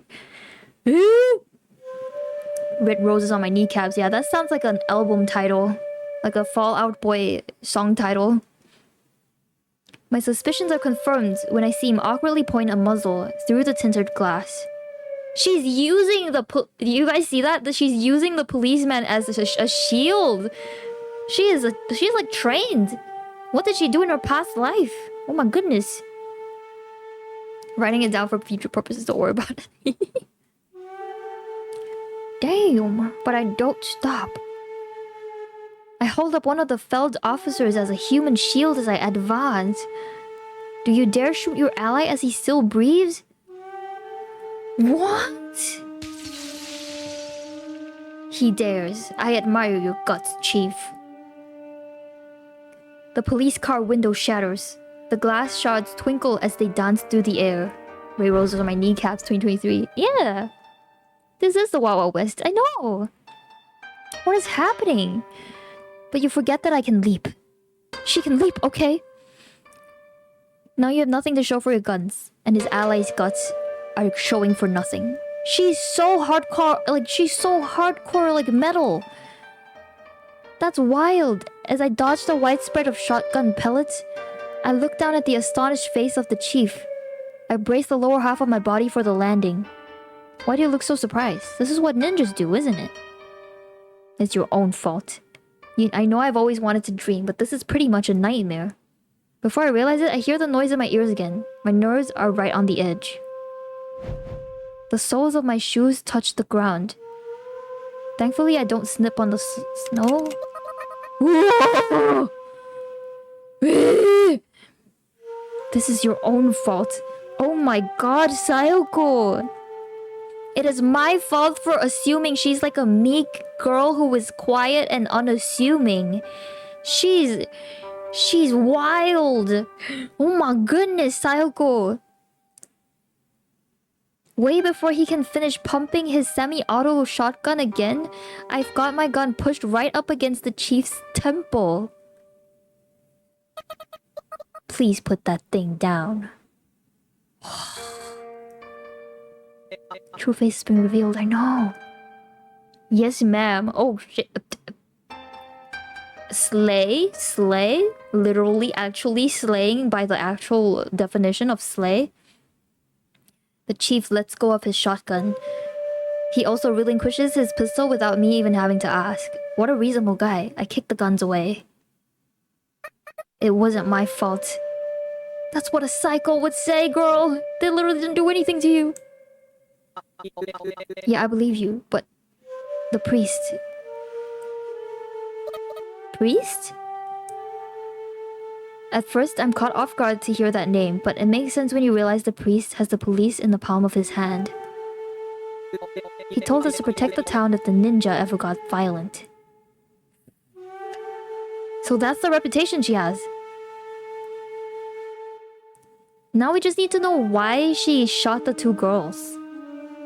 Like, there must be a reason, right? Like, even though, like, this is quite an outrageous reason to shoot the police, it's understandable because she feels like she's not guilty of whatever they're accusing her for, and she really needs to get to the birthday, the welcome party of the new member of the town. So, to get rid of the obstacles, that's what she resorts to doing, which is really, really extreme. But still, I can kind of see the line of thinking. But to shoot her friends that she's escaping with, why? You know? We need to figure that out. Is the priest the one who labeled me a ninja? Yeah, maybe, I guess. I lower the gun. I put it in my pocket. She has a gun with her now. I dust off my hand. Gonna go, Hiko, have a good stream. Bye bye, hoo! Thank you for staying as much as you did. Have a good night. Bye bye. Oh! And she pulls out the... Tell the priest he can go to hell. Oh! Can I put you in my pocket, Hiko? Ahaha. Ahaha. I imagined you doing the ahaha, like the, you know that meme? The ahaha. Puts on sunglasses. Ahaha. I gotta show you it. Oh my god. This is exactly that. Let's go. Damn, Sayoko. I know, Neo. She's badass, but I don't know if... I'm really shocked. Huh? Whoa! That makes it twice as it. I sent a guy flying through the air. Sand dollar. Huh? The police investigator yells the name of an obscure marine organism before falling unconscious. It's heavier than the elderly man, but I still pull it off. She's so strong. You're not just able to do this to anybody, right? Like, not anybody can, like, somersault somebody into the wall, right? You need immense muscle strength for that, I think. I guess that's one of the reasons to hate the church. Okay, sis hates the church. Sis never showers. Sis shoots people on sight. She's giving a little bit more of like the character in Chainsaw Man? Power-tan? Power-tan is like somewhat like that too, right? Except that Power is a little more noisier. She's quieter. Now that I frame it like that, it's true. Sayoko's literally like Power. Stinky, exactly. Sayoko never showers too. I toss the officer's guns into the trash and start heading towards Pacifica's once again. Like nothing happened.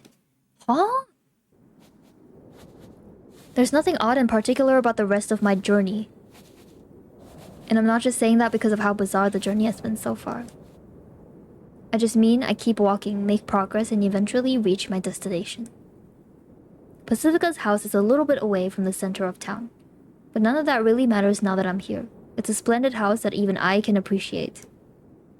It's different in every way from my apartment. It's spacious, warm, and standalone. You expect a rich, friendly family to live here. And yet Pacifica lives here by herself. But then again, so does every other ghost in town, without exception.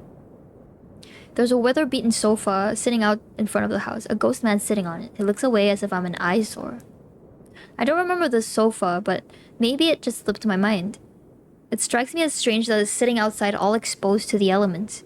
But then again, the whole town's as weird as its core, so strange is nothing out of the ordinary.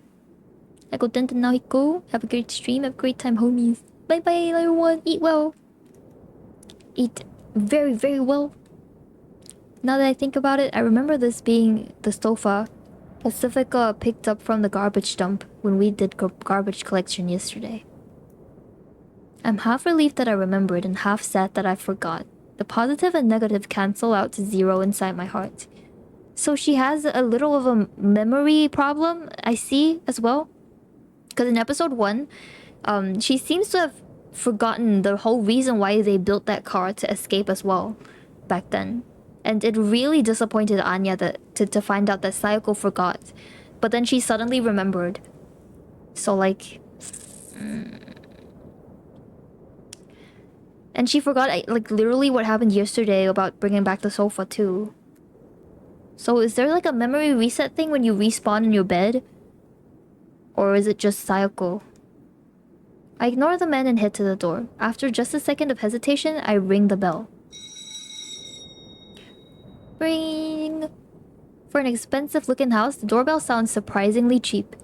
After a moment of silence, the door opens abruptly. The thick panel of wood is almost perfectly soundproof, preventing me from hearing anything that might be going on inside. Yo. I love Anya. But contrary to my expectations, it's Anya that shows up rather than Pacifica. Oh, hello. I feel like I've stumbled at the first step. I panic a little, but just a little. So I'm able to act natural. Nice weather we're having. It's always snowing though. It's night and snowing. Ow, wow. I stumble, stagger, and fall flat on my face. Metaphorically speaking, not physically. That's just what it feels like. It kinda hurts. Well, whatever. Come in. We've got coffee, black tea, and some weird herbal tea or whatever. What would you like? Anya heads back inside, beckoning me in. I follow and shut the bulky door behind me. The various sounds of the streets suddenly fade into the distance. Even sounds I didn't realize were there until they're gone. I went with coffee, 1 sugar. Why are all drinks at this girl's house so good? They must be so expensive, so bougie. Saying that, Anya leads me through the hallway towards the living room. Yo, they've got the streamers up on the walls and everything. There's a nostalgic smell, the smell of town's ghosts. A sweet, heavy smell reminiscent of a honey-scented candle. Hi, Ezekiel, welcome! Way-ho! Since they disappear in the sun, sometimes it feels like the only real thing about them is their smell. When I enter the living room, the smell gets even stronger. The room's decorated colorfully and cheerfully for the welcome party. Oh shit. There's a fireplace, but it's just for show. The room is actually heated by a large, noisy heater. Floyd smelling... You guys are being so mean to Floyd today. What's happening? Well, you mean every day, but, you know. He's being targeted today. I hesitate before addressing Anya. Oh, do you just want hot water? Sometimes you just want to drink plain hot water to feel something, huh? No, not that. Anya can be kind of dense sometimes. Not that there's anything wrong with that, it's just how she is. You just gotta be direct with her. Where's Pacifica? Oh, she went to pick up the new girl. Oh, I guess I jumped the gun then. I thought Pacifica had already started the welcome party. Am I late? Well, you are pretty late, but I think Pacifica's facing some issues on her end too. I'm a little worried that it's my fault since my violent rampage could have caused delays elsewhere in town. Speaking of my violent rampage, I wonder if Anya will hear about it soon. So she like knows that it's a violent rampage. She knows that it's frowned upon, and she knows that it's bad. But she does it anyway. just Sayoko things. Pacifica's got ears everywhere, so she might have heard about it already. I feel dejected. I don't want to think about the subject. See? She like doesn't want people to think about her in a bad way, but she does the opposite of what people will praise her for. I don't know. So let's switch gears. About how late am I? Relatively. Meaning? Look, if we had an accurate sense of time, we wouldn't say things like 9,999 years. I slip up again, but I guess the positives and negatives cancel out to 0 again. Because now I know for sure that the elderly man's idea of 3 o'clock is nowhere to be found. I suppose you're right. Here. Anya hands me a mug. The coffee inside it is so pitch black that it's almost like tar. Looks like tar. You're not gonna say you don't want any, right? You used to drink this a lot after all. Thank you. I drink it down. It seems sweeter than what I drank yesterday. Is it good? Probably. What's that supposed to mean? Anyway, here.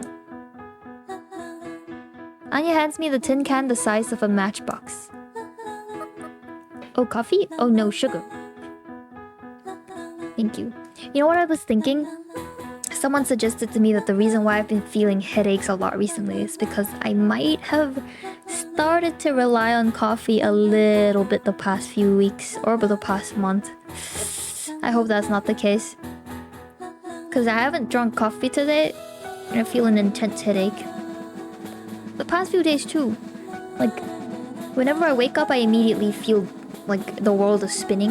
And then when I get up I feel nauseous. And then I feel a headache for the rest of the day. Until I drink coffee. Ew. But I don't know if it's the coffee that's the reason. Or is it just like caffeine just makes me feel better. Momentarily. I don't know. Yeah, I haven't been drinking coffee at all. Since Sunday? Yeah. It's been 3 days. Can't confirm since I don't drink coffee. Maybe it's a lack of sleep.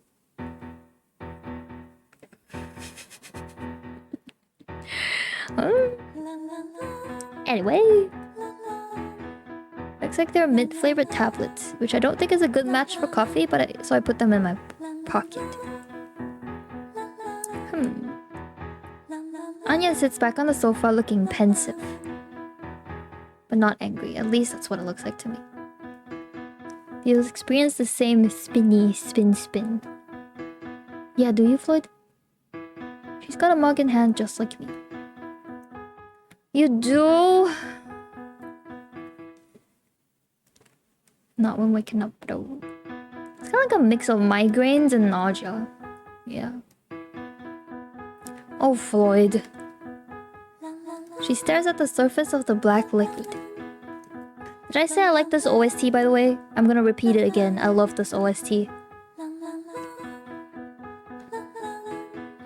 I stand at the entrance of the room watching her. I forgot to ask her where to hang my coat. Say. Oh shit, Anya's gonna broach the topic, I think. Brace? I love this OST. I heard it a lot during chapter 1. I know! Anya looks up. I start to worry that I've been staring too much at her. Yes? Sorry if we're bothering you. Bothering me about what? That's what I should have asked, but I'm a little too late. Anya starts talking again before I say anything. Relatable. If we're not bothering you, then that's fine. But I don't want to be a bother. That's just a lose-lose situation all around. Oh. So Anya still feels a little bit of like... empathy to Sayoko, despite Sayoko shooting Anya in the head last time. Isn't that crazy? Anya talks in intermittent bursts. So it takes me a moment to figure out what she's talking about. Are you talking about calling me over here? If it's a bother, then I'm sorry. You don't look like you're enjoying yourself too much, and you look like you hate it when I talk. I just want you to believe me when I say there's no hard feelings or anything. Damn. They forgave her, or Anya forgave Sayoko at least. It feels like Pacifica forgave her too, with the hug and everything in chapter 1. I feel a little hopeless.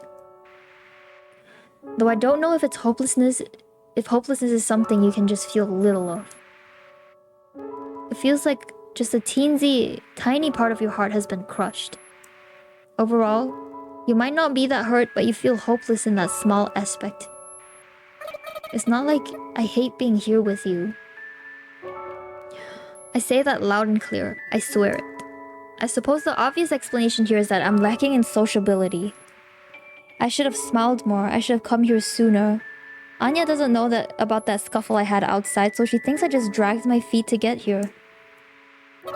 I don't hate it at all. It's good to be truthful. I like this about Sayoko. It's good to let your feelings out. Anya looks at me. Now it's my turn to look down at my mug. Except I already drank most of mine. So I've got no choice but to look back up. Well, okay, but... Anya looks at me again. With sad eyes. Eyes that make me sad too. Though not as sad as her. But I wanted to do it. Anya murmurs. We decided that this is what we should do, even if you hated us for it. What should you do? Or what you should do? We wanted to make a new friend for you. It's the least we could have done.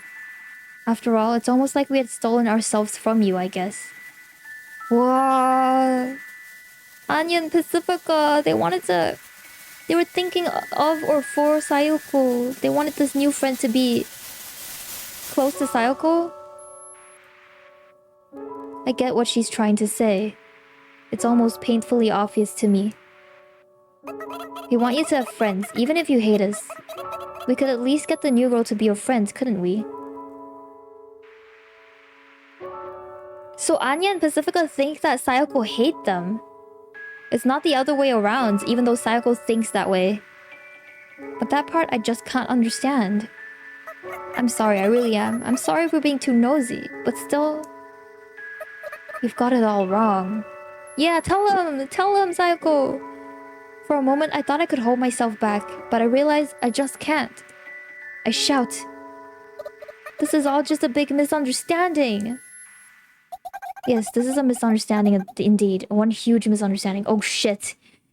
I think Sayoko was about to get somewhere, but Pacifica probably heard about the violent outburst earlier. And it's all going to go to shit. I hear a voice from behind. Pacifica's standing there with the snow still clinging to her body. Pacifica. If you're wondering why I came back alone, it's because those poops at the poopy church kicked me out for some poopy reason. Oh my god, it's a remix of the previous song! Pacifica talks up a storm in a single breath. Okay, so she still doesn't know about the violent outburst? She's so white. She is. But she doesn't stop there. I like her. Oh. Okay, Drain. Are you telling us your like preferences? Is this what it is? You like the white girls? Okay.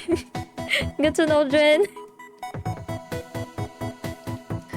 And yet, I still did my best to leave with a smile. And what do I see? A stupid client calling out to me even though I said I'm closed today. And I still handled it with a smile. No, wait. Okay, Drain. Anyway, I came back because I was worried about Sayoko. And what do I hear you telling her? Huh? Wow!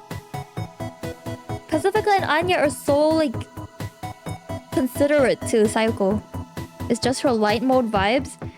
You know, that's not really helping you, Drain. You're still telling us you like white people. Which is, I mean, good for you, you know? You have your preferences? Look, I just felt like I had to say it. I mean, it's not fair to hide it from her, is it? Fair? I see. Fair, huh? Look, timing is everything when you've got something to say. If everyone spoke what was really on their mind all the time, we'd have nuclear warfare and the world would be blown to bits. Assured mutual destruction. Don't you get it? I'm sorry. Anya! I love Anya! Pacifica's angry look causes Anya to completely shrink away. It's kind of sad to see her like that. It's okay. I don't mind at all. I speak up louder than I anticipated. The gloom in my heart seems to have dissipated. Also, I wonder what it is about, like, the occasional glitchiness of what we see on the screen. Like, is it telling us something? Whenever Sayako starts to feel more, be it like bad or good emotions, this glitchiness starts happening. So I wonder.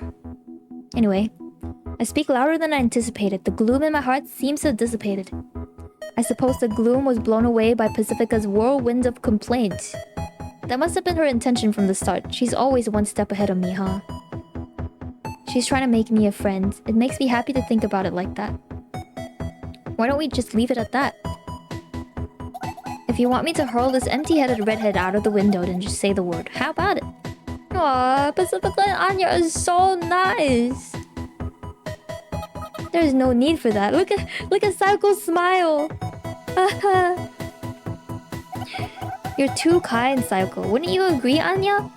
Damn, Pacifica and Anya's impression of Sayako is that she's like this really nice and you know, decent-hearted person. But I don't know. Seeing her outburst earlier makes me think a little differently about Sayako.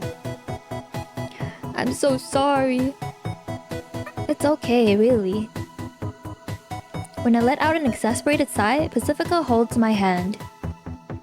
She then looks me in the eye and says, "You know as well as I do that this girl's kind of blunt. She doesn't mean anything bad by it, okay?"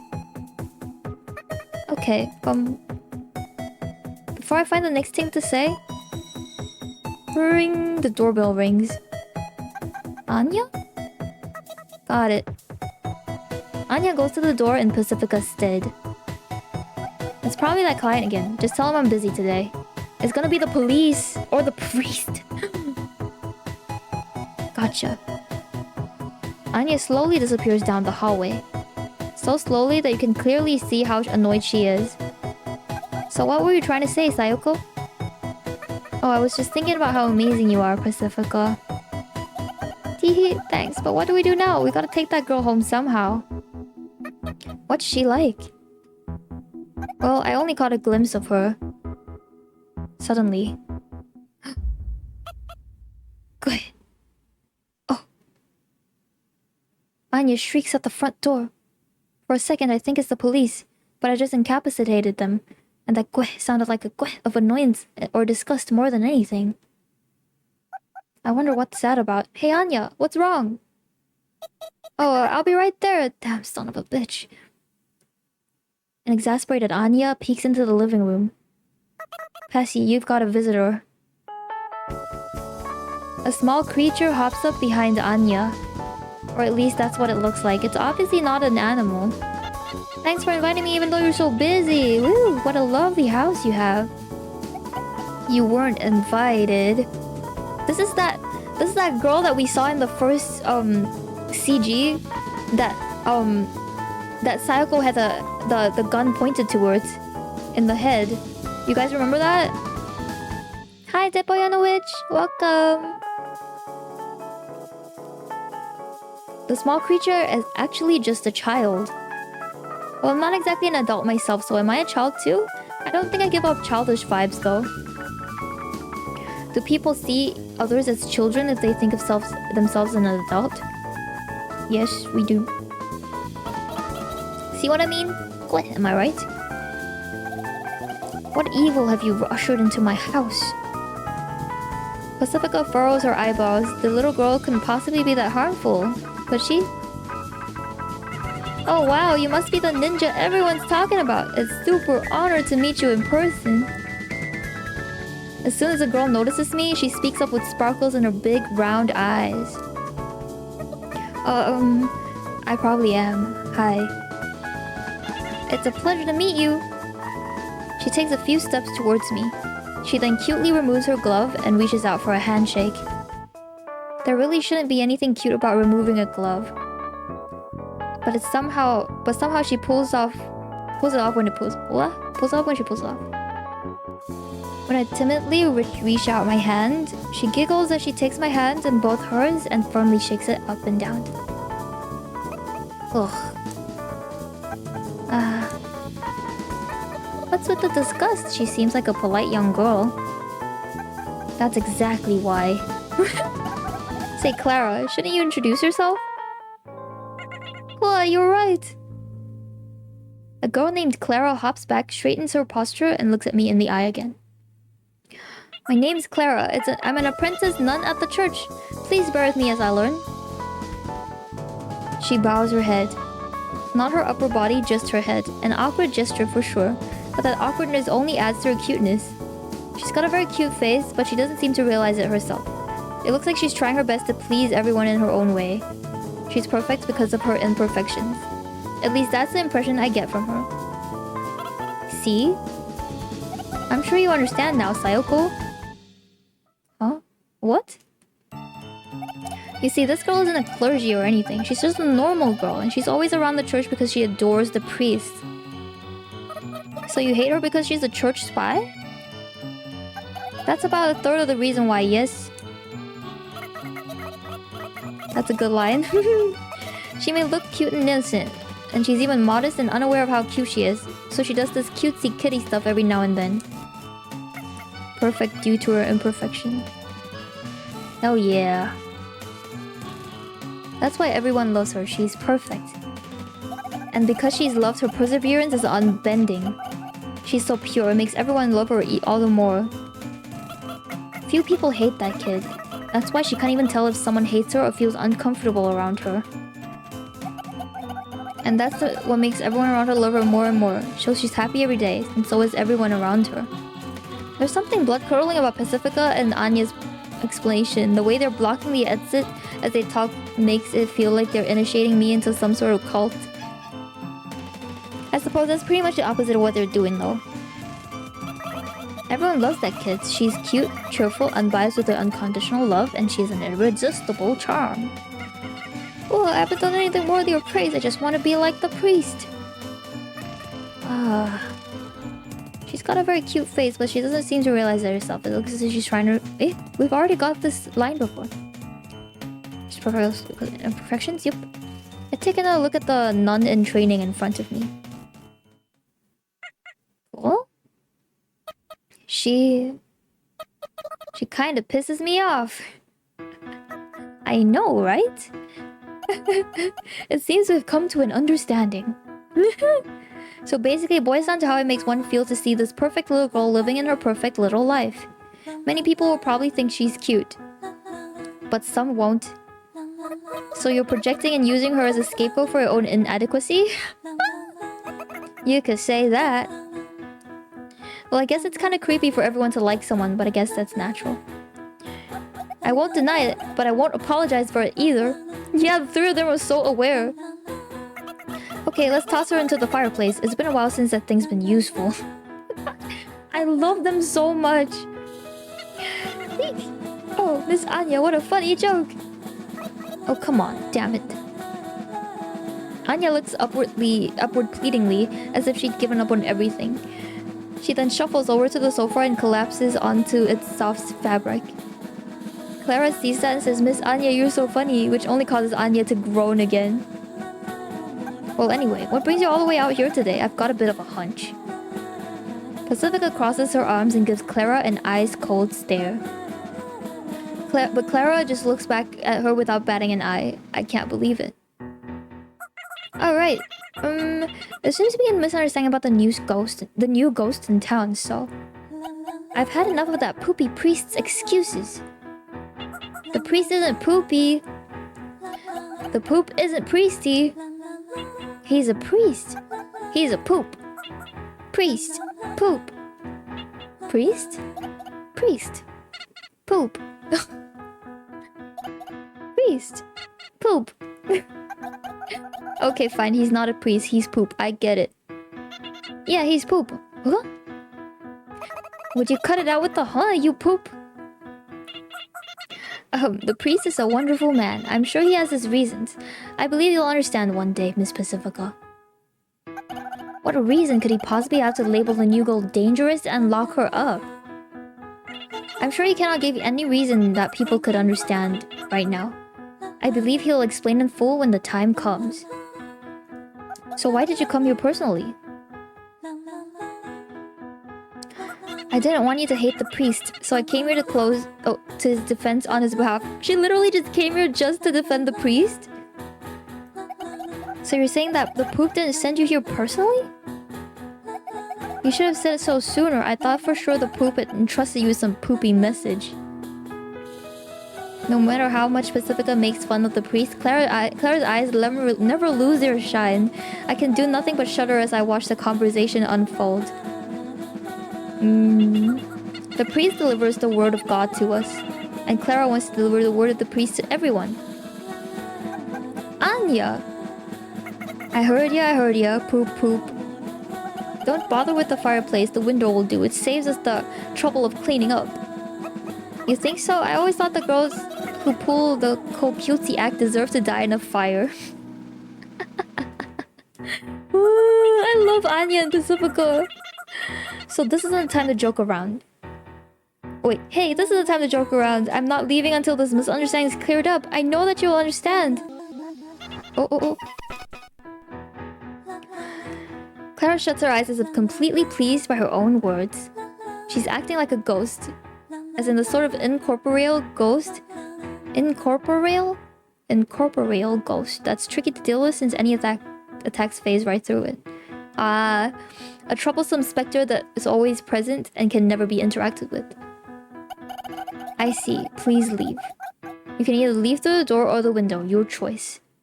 No, I'm not leaving. Let's be friends, Miss Pacifica, Miss Anya, and Miss Ninja.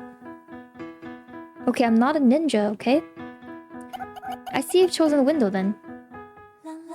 Pacifica lets out an exasperated sigh. Not having a physical body but a spiritual form? I won't give in to fear. You're the ones who are afraid, but it's okay. Everything will be okay. God loves all his children after all. Oh my god. I would be annoyed too. Clara, please. Pacifica! Amen! Pacifica grabs Clara by the shoulder. Oh my goodness! I feel tired all of a sudden. Oh my god, that scene. Let me go back. She just gets yeeted out and she has like a :D on her face, even though she's being yeeted out. Oh my god. I love it. So funny. La la la. La la la. Literally yeeted. I know. I feel tired all of a sudden. Today is just the worst. What were her final words? Ugh. Why would you say hello when you've been thrown out of a window? At least say eep or something. Guys probably like that part about her. The part, I mean. The wind's blowing in through the broken window, but none of us complain. We would rather invite the cold than invite her. The decorations sway in the chill, invisible wind. Anya and Pacifica ignore it as they sit back on the sofa. I'm sorry you went through all this for me. True. True? You mean the part about guys liking the huh instead of the eep? Drain, I'm learning a lot about you today.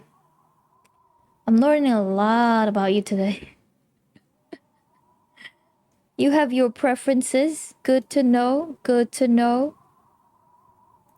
La la la. La la la.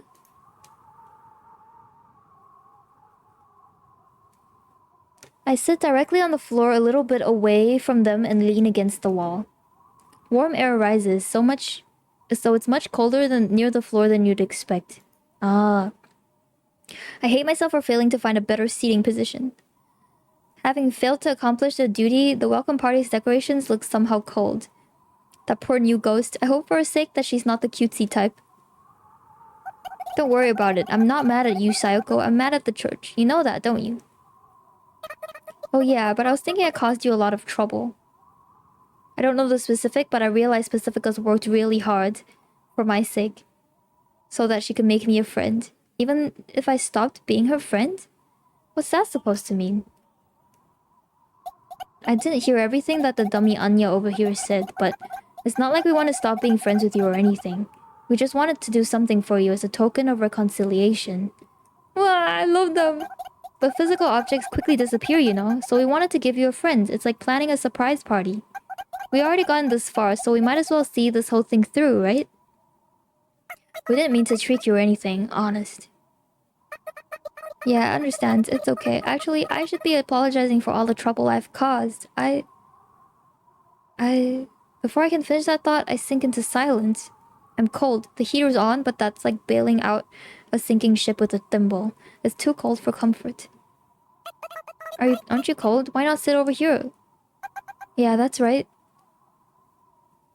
Pacifica and Anya scooch over to make some room for me in the middle. They're giving me like Hero and Kel. Like Anya with Kel maybe, and then Hero with Pacifica, but they're not exactly the same, but the comfortable vibe I felt when I saw Sunny go into Kel and Hero's home, and the sense of relief when I knew that they were there for Sunny is what I'm feeling right now with Sayoko and Pacifica Anya. It should be much better than the floor. And we all might be warmer if we share the body heat. I get up, stand in place, and hesitate for quite some time. In the end, I decline the offer. No, Sayoko, why? I tell them I'm going home since I'm tired today. No, Sayoko. Okay, sorry about today. I'll plan a bunch of stuff and get it all prepped by tomorrow, so please come back once you wake up. I'll be waiting. Let's drink coffee again. Sure, okay. I'll see you tomorrow. At least they have plans. Wait, let me walk you. I tell her she can just walk me to the entrance as we part ways. The moment the door closes, I can hear Anya's voice through the gap saying, maybe I should go home too. The sky is still dark. There's still ghosts coming and going around this time. Considering the whole commotion earlier, I should probably avoid Main Street. I walk stealthily, avoiding contact with others.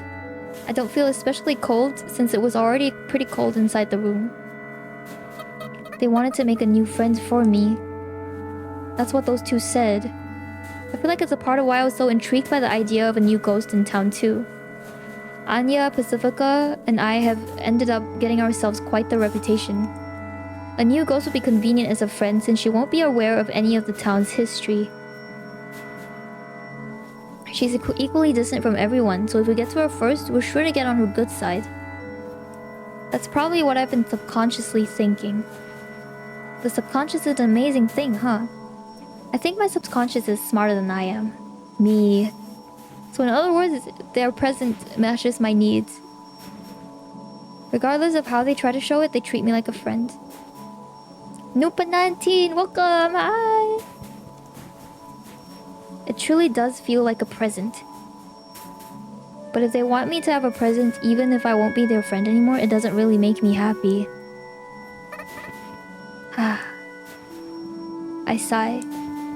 I want to be friends with them forever. I really thought I needed a new friend. I'm satisfied just spending time with the two I have. But saying that would be telling them no thanks, I don't want your present. I don't want to do that. I feel like presents should make both the recipient and the giver happy. I mean, I've given presents myself before. Haven't I? Hopefully I have. I desperately search through my empty memory and arrive at my apartment before I know it. I'm home. Pacifica's house isn't that far away, but I feel like I've walked quite a distance. I wonder what happened to the elderly man and the police. Hopefully they'll come for revenge. I don't want to be thrown and shot repeatedly as payback. Payback. That gives me an idea. Oh yeah. I figured out something I can do. Maybe I can pay them back somehow. I don't think I've really used my brain to think of something like that in a long time. Teehee? Oh, Sayoko with a teehee? Okay. I can't hold back a giggle. Just when I thought I was out. No, when they thought I was out. That's the cryptic thought that comes to mind. As soon as it crosses my mind, I tumble down the stairs. But that doesn't stop me from thinking about how I can pay them back. Ooh, payback. Oh, cute PV or cute CG, is that what I meant? Is that the end of chapter 2? Even later at night? Oh, it's not. How far are we? Oh, We'll find out. Even later at night, maybe 60 or 70% of the town ghosts are asleep. A man stands in front of the entrance to the church, one of the biggest buildings in town alongside the station.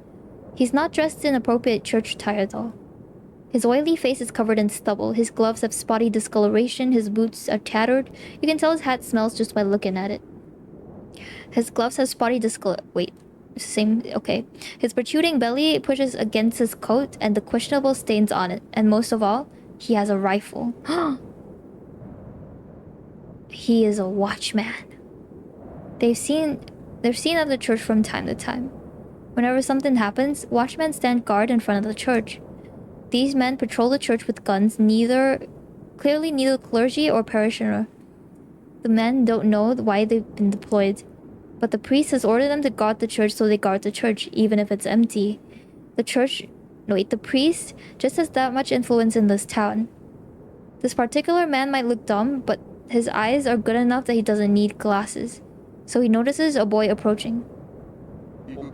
Hey kid, no unauthorized access today. With great difficulty, the man tells the boys the access is restricted. But I would like to pray. Can't you make an exception? The boy shyly pleads with the man. No can do, sonny. Can't let nobody pass through. The man grips his rifle and thrusts it, threatening the boy. But the boy doesn't falter. The man can't read his facial expression since the boy's cap is covering the face. I didn't say there wouldn't be anything in it for you. The boy speaks. Please take this. Drugs? The boy holds out a tiny resealable bag. There's drugs with ghosts? Huh? With 3 white pills inside. They're top quality. Oh? The man hesitates. He takes a bit of time to reach an answer. Oh, fine. He's so easily bribed? So you let me through? Just make it quick. The man clears the way. He figured that if the boy were a malicious intruder, he wouldn't try waltzing in through the front door. And perhaps another reason is the man is already looking forward to enjoying those pills. And thus my infiltration of the church was a success. It's her! She's trying to repay Pacifica and Anya by getting the girl out of the church, I think. Sayoko. Just like a ninja. How did Sayoko get hold of drugs? Probably at the garbage dump. That sigh must have broken my concentration. Because my disguise, a coat, a mask, wig, and other things I picked up from the garbage dump instantly disappear. So do the remaining mint-flavored tablets. Even though I only took 3 of them to put in the... Oh, it was mint-flavored tablets? Yeah, it wasn't drugs, it was just mint tablets. That's funny. How you could bribe someone with tablets. Like mint tablets. For just formality's sake, I should apologize to the recycle shop for stealing clothes and whatnot. Looks like I can carry fewer things than most other ghosts can. Though I guess maybe I've only forgotten that fact and I'm just now remembering it.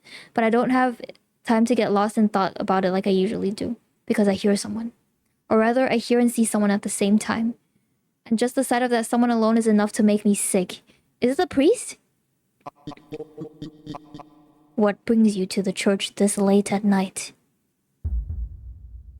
Oh, there stands the priest.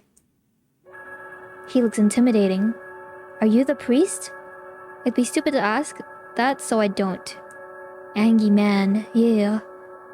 This priest matches the priest in my vague memories. So this priest must be the priest. He reminds me of a long-dead lion. His swept-back hair looks like a mane. His eyes must have sharp glint of a carnivore. His voice is low like a growl, and he carries himself confidently like a true king of beasts. Though he's more like a king of ghosts. This king, who appears around 30 years old, stands like a priest with his hands held behind his back as he talks to me gently. How strange. I believe we had already closed for worship for today. When the priest moves, I smell the scent of dust and burnt out candles. While I hate the church, I don't hate the smell. They let me in because I said I had some business here. I see. Rules are rules, and upholding the rules is a watchman's job. So I can't have a watchman helping someone break the rules. He must be reminded of the rules. Oh, did I say the word rules too much? The priest laughs. I can't help but laugh too. What is this feeling? He looks at me with composure and magnanimity. This feeling, yes, like he's like God. I heard you got quite violent downtown today. And that's something about him that I hate. Why did you leave your room? As soon as the priest says that, his composure and magnanimity disappear. It's like a switch had been flipped. He's ready to take on the ninja that killed an elderly man and the police. Composure and magnanimity, these two things I've stolen from him. I'm just a little bit happy. A friend suddenly came for a visit. I tell him the plain truth. I thought something like that would never happen again. I thought I had sealed away the evil. The priest thinks she's evil? The priest keeps staring at me. I don't think he intends to take his eyes off me for a moment, not even to blink. At the same time, it's like he's looking through me and back to that day. I wish I could see it too. I wish I could reclaim my past. There's something scary about the existence of an unfamiliar me. You've changed quite a bit since the last time I saw you. For a moment, I didn't recognize you, but I surmised if anyone was going to pay us a visit, it would be you.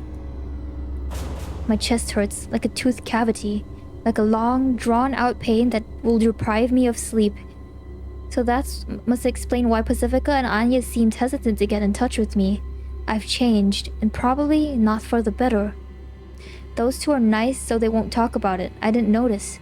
Those two have been watching over me, and the current me has just been taking advantage of their kindness. The me that those two talk about is just my empty shell.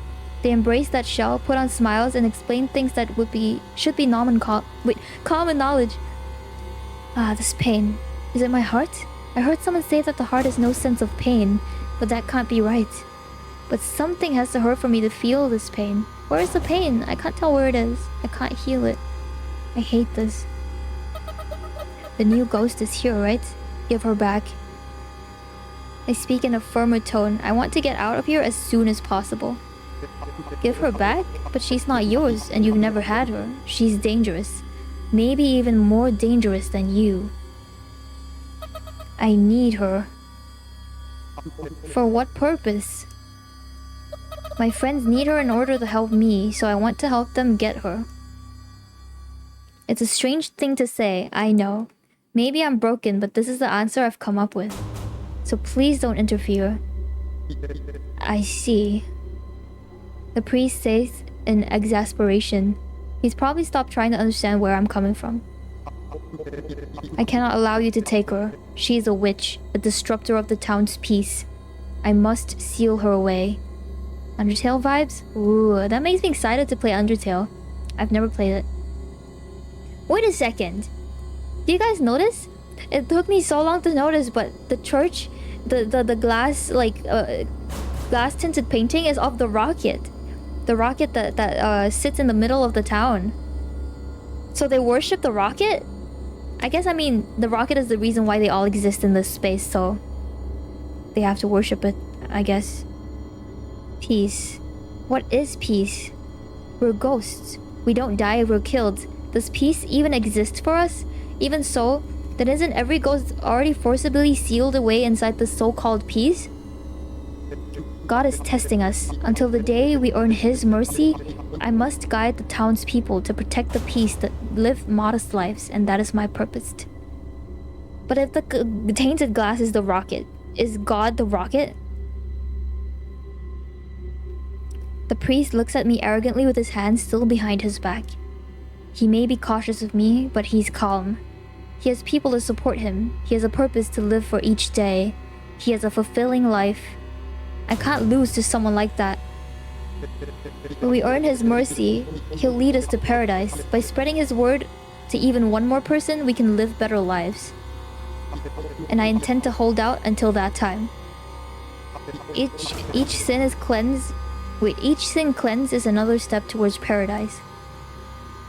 even someone as empty as me can realize that. So I pour all of my nothingness into it. Wow. Wow. That was such a cool transition. That's unacceptable. Something lights up in my empty self. I flash back to Pacifica's room with the broken window for just a moment. I don't know who I heard it from, but someone once said that people respond better to anecdotes than logic. That's why smart people use tall tales to garner respect and amass fortunes. No idea when or where I heard that, as always. How annoying. That's probably what inspires me to talk back, interrupting the priest. You can't sway me with a tall tale like that. I say probably because it really doesn't feel like I'm the one who said it. It's not a tall tale, it's the truth. All of it. And I'm not just suggestible little girl. But you can be, as long as this is what God so desires. How long will it take to make this out to be God's fault? Do you hate this place that much? Just give it up already. There is no escape. Surprisingly enough, I laugh. A laugh that's a mess of different emotions. Now that I think about it, people laugh all the time, whether they're happy, mad, or sad. But it's a different sort of laugh. That's probably why it's appropriate to laugh in just about any sort of situation. Who am I, anyway? Who's this girl who's talking? Some organ inside my body feels like it's been set on fire, and that fire is setting me in motion. The magma-like heat boils my blood and circulates through my body. Even my head becomes a red-hot lump of heat, lighting up every last nook and cranny of my thought process. Silence! The priest brings up his hands forward, away from his back, revealing an automatic pistol, which he points at me, just as I suspected, I suppose. Oh my goodness, the ghosts in this town love guns. They love guns. But fret not, Sayoko has a gun too. You're evil, a demon. Sorry, but there's no demons here, just ghosts. It's ridiculous that you pretend we're alive when we're already dead. Our souls are alive. Huh? I know, Dred. I'm going to shoot you. You'll revive. Lives and souls be damned. But it's just a universal rule. The same thing that happens to objects happens to us. I'm motivated by something more precious. The likes of you could never understand how I feel. The priest has completely lost his composure, his magnanimity, and his high horse. He's no longer a lion, just a man. He's just a man, which is why he must rely on a gun. A god wouldn't need a gun. Sayoko, the things she's saying! I feel good, satisfied. Perhaps this is how it feels to rob someone of something truly precious to them. I won't be silent. What I have to say concerns you too. Come on, don't give up in this cold, dark place. Just... silence, please. Don't say the same things she did. As who? I feel a hint of compassion for the priest as I conclude with this final question. Intense AF NGL? Yeah. How long will you keep waiting? And for whom? I don't understand the words coming out of my mouth. But I do know that they're the last words that should come out of my mouth. Why? I don't know why I know. Hopefully someone does. I'll kill you. Hi, Goku. Love seeing you live. Ah, love seeing you in the chat too. Oh. I see the priest pull the trigger in slow motion. Thank you for the lurk, Taki-kun. But once I see it, my attention is drawn behind me. Father! Back towards the door I came in. The door opens and comes in the man I slipped past earlier, his rifle drawn. The man instantly processes the situation and... Ninja! How dare you fool me! Die! Saying that, he pulls the trigger. But it's already too late. I'd already pulled a pistol out of my coat and aimed it at his brow. That's crazy! Sayoko is so much faster than the Watchman? At this point, I'm not even questioning my lightning-fast movements. Headshot. I think of what I want to do and do it. It's so natural, I've come to accept this unfamiliar me. A cursed ninja! The priest fires without hesitation. He probably realized that now that the man's here, chaos and destruction in the church will be unavoidable. But his aim is off. Of course his aim is off. Just like every fucking show. The antagonist never shoots well. Apparently it's like an actual joke with the Star Wars like stormtroopers as well, right? That they can never shoot the whoever they're trying to shoot. No death image prior. There's no need for me to even move from this spot. Yikes, the priest cannot shoot. Ow, I guess I miscalculated a little. Oh, the cheek gash. The blood cheek gash. So I guess that one CG we saw is them escaping from the church. The new girl is that blue-haired girl. What do you want? Not the priest getting exasperated when he was the one that missed. The priest yells. I think to myself, how should I know? But I answer. I said so at the start, didn't I? I leap off of the ground. She can shoot fast, she can leap. She really is a ninja. Quickly closing the distance between me and the priest. The priest seems to be quite the skilled marksman, but it's nothing I can't dodge. So I take the gun I stole from the police officer and thrust it at his brow. I'm here to see the girl. I close my eyes. Bang. The sound of a gun. Thud. The sound of something human-sized collapsing to the ground. The sound of blood roars in my ears. Who's there? But I can still pick up the soft sound of footsteps. Ah. A perfectly cute voice. One that I remember. It looks like something's in the darkness of the pews. It's gotta be the new girl. Ka-thunk. I hear some sort of machine starting up. After a moment's delay, a siren starts to roar. Someone must have put a fire alarm or something. I'm sure the police and the priest's followers will come rushing in soon. Clara, stop the alarm. Right, if someone's in the church, it's probably her. I open my eyes. But... oh, it's Clara? From the darkness, I can hear her feeble voice protest. You want me to be my... You want to be my friend, don't you? But she sounds hesitant. Stop it. I aim at the general direction of where she's hiding and fire. I didn't hit, but that's fine. The sound stops. I know that this sort of alarm can be switched off manually. I step towards the darkness. It doesn't look like she's gonna run away. Or maybe she can't. I step up next to Clara as she desperately tries to stand on her shaking legs. Miss Sayoko, please apologize. I'm sure everyone will forgive you if you step down now. It'll be fine. I'm sure everything will be fine. Lead the way. Let me help you. Miss Sayoko, I made a flower out of paper. You can have it.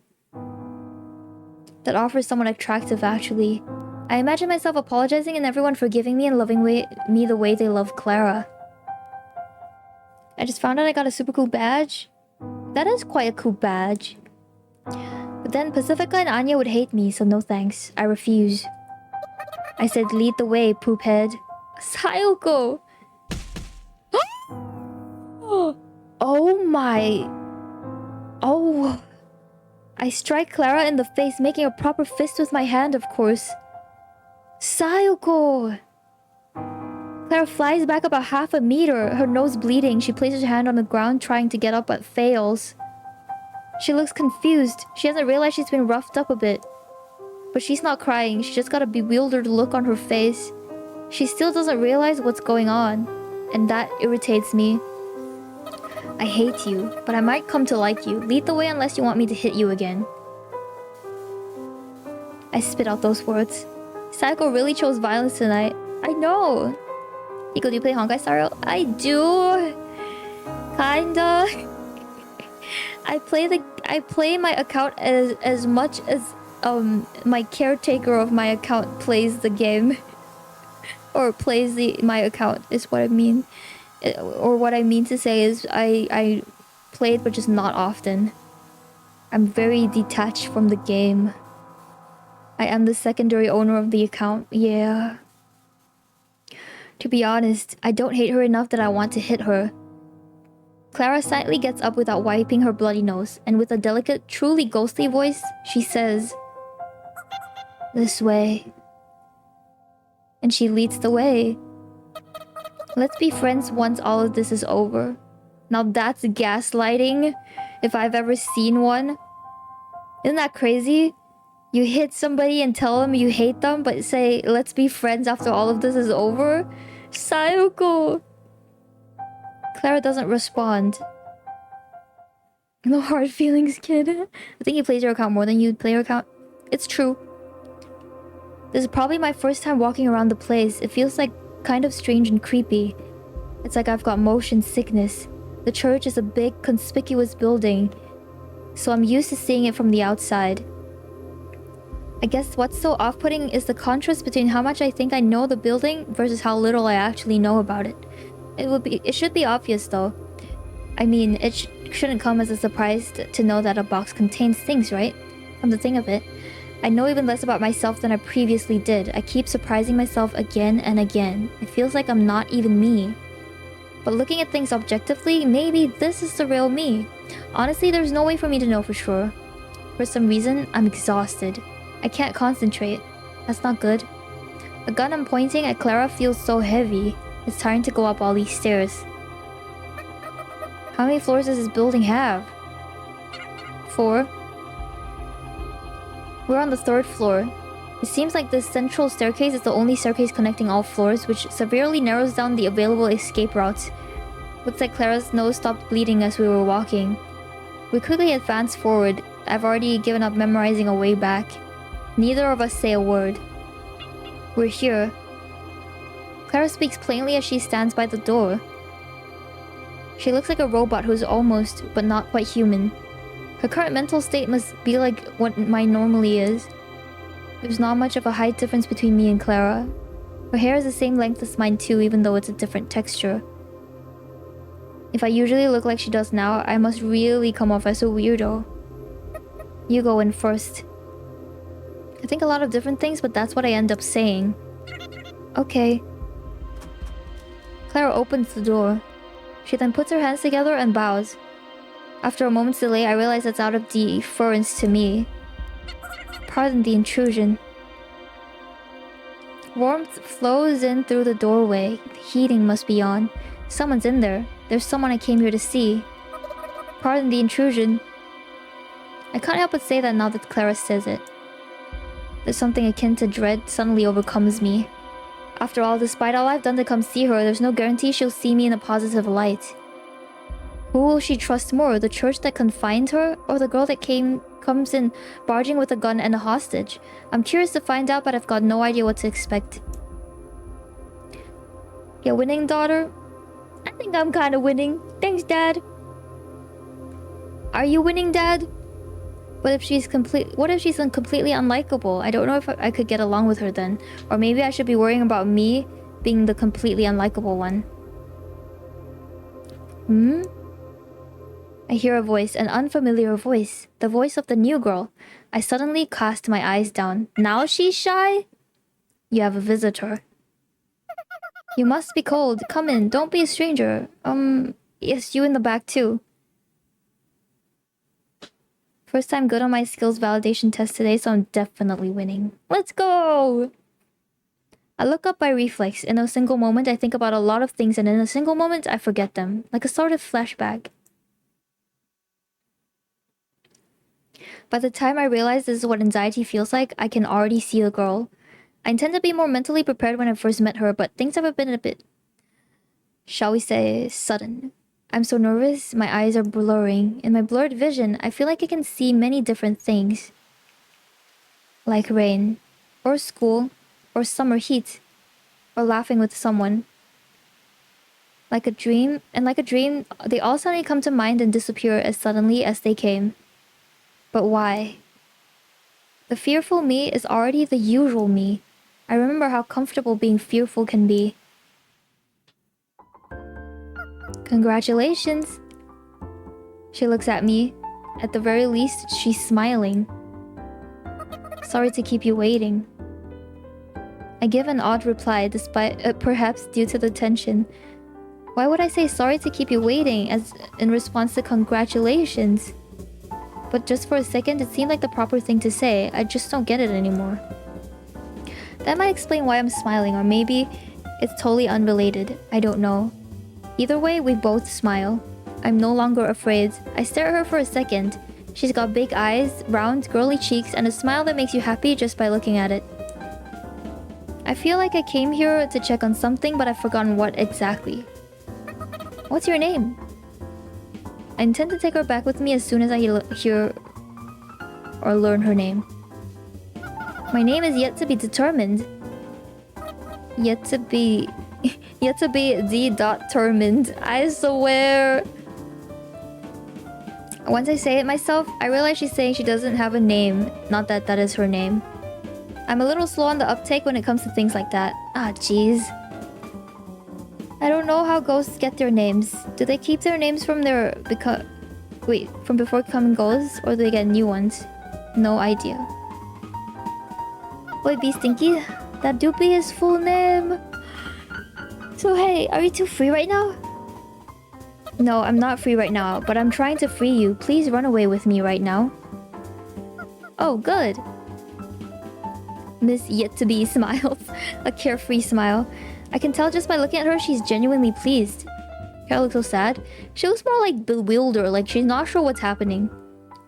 Honestly, I think that's nice. It's a nice trait to have. Then why don't we eat some ham together? It's delicious, you know?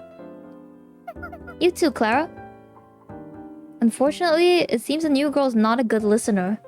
This is plain bad, but I don't repeat myself. After all, there's no use talking to someone who doesn't listen. Oh my god, me. To avoid. Can we go after we eat? Shift gears instead. We have to run quick, right? Let's eat fast so we can run fast, okay? Okay. It's not that she's not listening. This person listens and ignores. That's right. She's the type of person who's tiring to talk to. Does she even understand she's being held captive or why I'm here?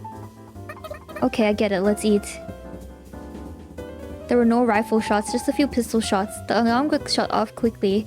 We went straight to this room. I made sure Clara didn't take a roundabout route to buy time. Oh.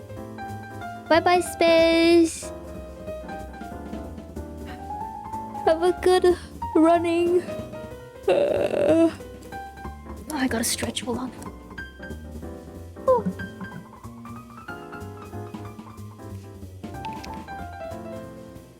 Ooh. Okay. Backup will probably be here before long, but it's not here now. There are many worries in this world, but I know that very few of these worries will actually come true. Clara. Yes? Eat, like your life depends on it. If I do, will you surrender? She says something stupid, so I pistol whip her with a thud. Oh my god, Sayako does not hesitate to be violent with people. She does not hesitate. Sayako! I didn't have to think about accidental discharge since the gun's already out of bullets. It's already out of bullets, but she uses it as a threat? I'll think about it, now hurry. Okay. Oh no, Clara's crying! Fresh blood flows out of Clara's nose? So this is that scene that we saw in Sayako's dream. Now we understand what this means. My baby Clara. Ta-da! On the table is a bone and ham. Its smoky scent can be smelled from steps away, and most of all, its size is overwhelming. Meat is a precious commodity in this town. You would think it made sense for ham to be in this town, since it's literally dead meat. But despite the fact that you can find freeze, dried, canned, and frozen meats everywhere, you'll rarely see meat as meaty as this. Pacifica lives in such a nice house, yet I doubt she would even buy something like this. Or could even buy. It's too big for me to eat by myself, so I'm glad you two came along. How did you get this? A man gave it to me. The priest? Oh, so that's who he was. Haha, that's kind of funny. As we sat on the table, I keep my gun thrust at Clara. Miss Yet-to-Be doesn't even address the elephant gun in the room. I don't know if she's ignoring it or if she just thinks it is what it is. Everyone's got their quirk. Maybe if you figure out someone's quirk, you can figure them out. But I guess for some people, their quirk is being quirkless. Clara clearly has no appetite for the feast before her. Neither do I. But at this rate, the ham's not going anywhere. And so, if you eat quickly, I'll put the gun down. We shall eat then. Clara reaches for the knife to cut the ham. She awkwardly cuts the ham and starts gulping down like a garbage truck. Oh, you've got such a good appetite. Oh my god, they're all crazy. Miss Yetabe cheers and pours a bottle into a glass. Let's dig in. I start eating the ham too. Yep, let's do that. Miss Yetabe starts eating as well. Ham is a luxury food and already delicious on its own, but there's a certain something that spices it up all the more. For once, I was able to find the answer after just a little bit of thinking. It's already bedtime outside. Morning is near. A human might call this a late-night snack. A meal outside of proper mealtime. I just remember that midnight snacks are especially yummy. But I'm sure I'll just forget again soon enough. I feel that something like this has happened before, but unfortunately I can't remember. Whew. Once I finally managed to swallow an overly thick slice of ham, I let out a big sigh. We finished half of the ham. I'm concentrating. That's a rare occurrence to me. Tonight's full of rare occurrences. We're eating ham. There's ham on the table as big as my head. And we're eating it with such gusto in order to escape quickly. The world is silent save the clattering of tableware, the chewing of ham, and the occasional crackling of firewood. It's almost as if everything outside this room has been annihilated, and the world exists only for us to eat ham. And when I say us, I mean me. This was a line we heard in the very start of chapter 2. Miss yet to be determined. And a crying Clara with a bloody nose. She's the one eating the most. The situation is very much like a dream. The softness of the high pile rug seems to numb my senses. It's like a dream. I pondered that thought again. The situation we're in is indeed like a dream. But is that a good thing?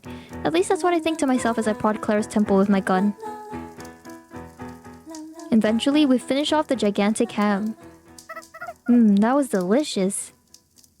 Miss Yetabe strokes her belly in satisfaction while I try to do my best to keep myself from throwing up. Clara's probably in the same boat too. You see, Miss Yetabe quickly got full and excused herself. Afterwards, she watched us eat and said things like, "You two can really eat. Is it good?" So Clara and I end up finishing off the majority of the ham. Now then. Miss Yetabe steps up from her chair and claps her hands together. Ring! The stopped alarm starts ringing once again. Please wait here. Clara, if you run away, I'll kill you 9,999 times. I run out of the room to check what's happening outside. I don't sense anyone on this floor. I would love some ham. Me too! I'm kinda itching to go to the kitchen and grab some bread. Just to munch on it. The priest's corpse must have been spotted by now, and it should be clear that I'm the one who killed him.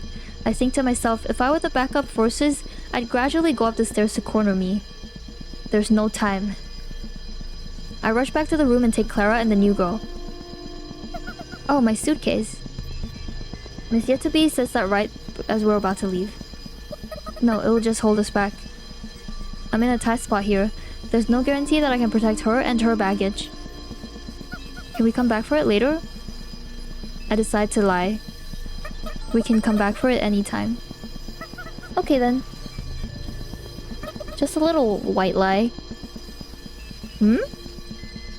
It's nothing. A gunshot rings out from a lower floor. They must have found the corpse. And after that first shot, several follow after it. Then I hear something break. Sounds like they've got shotguns. That's no good. I wonder why Sayako keeps needing to point the gun at Clara, even though first of all there's no more bullets left and Clara is obviously following them. Like, she's not going to not follow.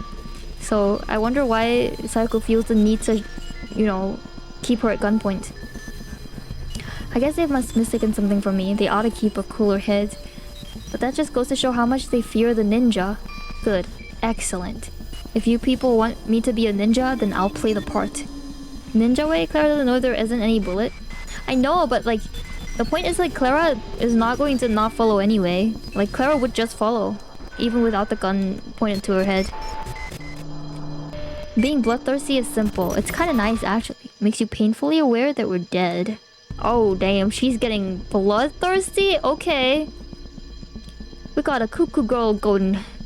Cuckoo, The gunshots stop. I hear men's voices. They must be arguing. Maybe they're pretending to clear the area, but I think they should keep it quiet. Sounds pretty dangerous down there. Miss Yet-to-be murmurs. Don't worry. I continue. We're going up. If we can't go down, then our only option is to go up. Hehehe. I'll show you the ninja's true potential. Miss Yet-to-be leads the way as I threaten Clara to keep going up the stairs. Oof. Clara tumbles, probably not on purpose. Her nose starts to bleed yet again. Maybe she plans to die from nasal blood loss. Over here, 4th floor! But as a result, our pursuers have spotted us. I pick up one girl in each arm and dash up the stairs. She has crazy arm strength. To pick both girls with each hand or each arm, her arm strength is amazing. I leap through the first door I see without hesitation. They don't chase after us immediately. Maybe they want to be sure they can overwhelm me, or maybe they're thinking they just need to block the center staircase to corner the rat. That's an extremely logical thought. As long as you don't expect the wreck to go even higher. What is this room? I would love to pick up girls like that too!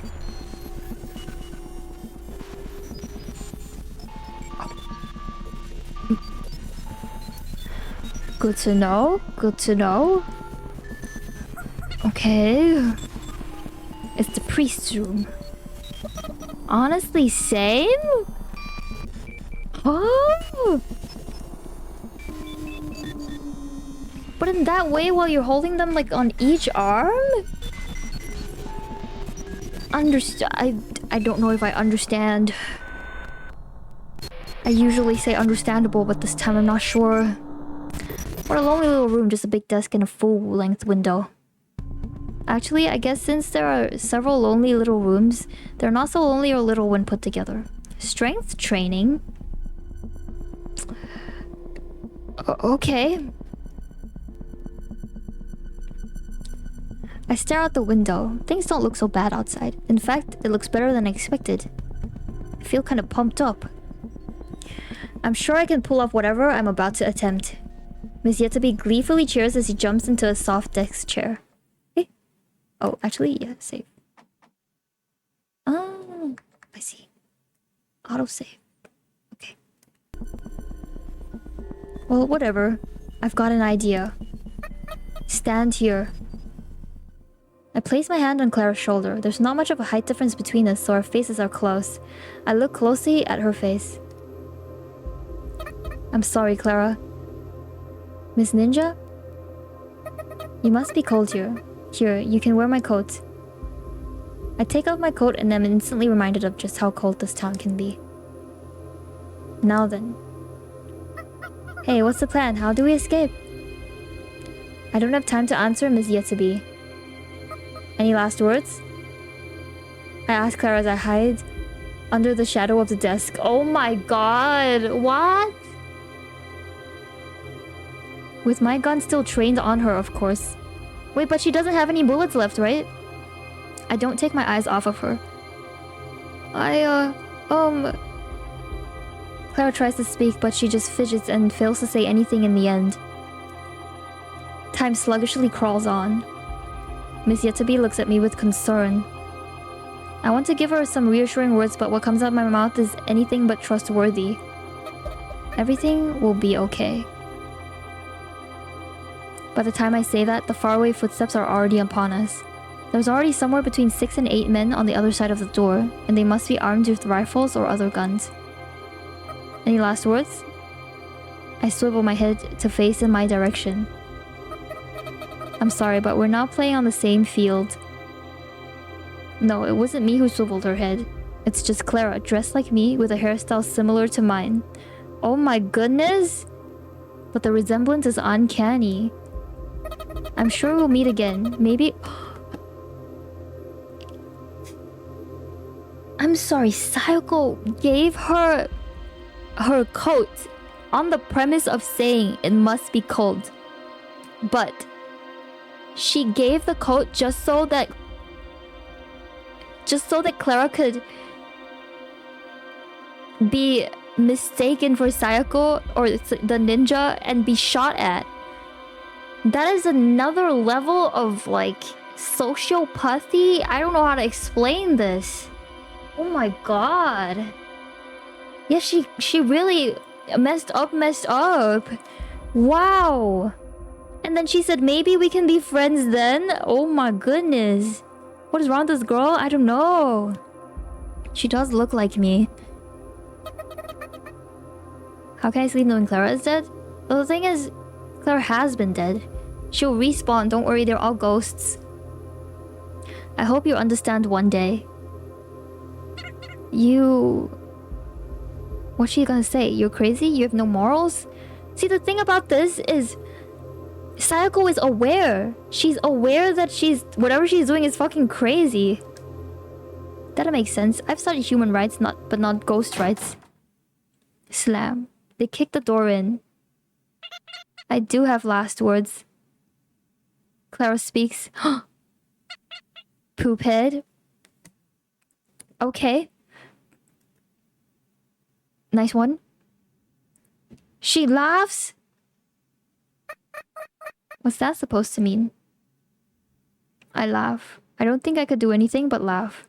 I guess maybe Clara really does understand after all. I hide my head under the shade of the desk. I firmly push Miss Yatabe's head so that it doesn't come back up. Guns. Gunshots. Not only can they take out your eardrums, they could very well take out your whole ears too.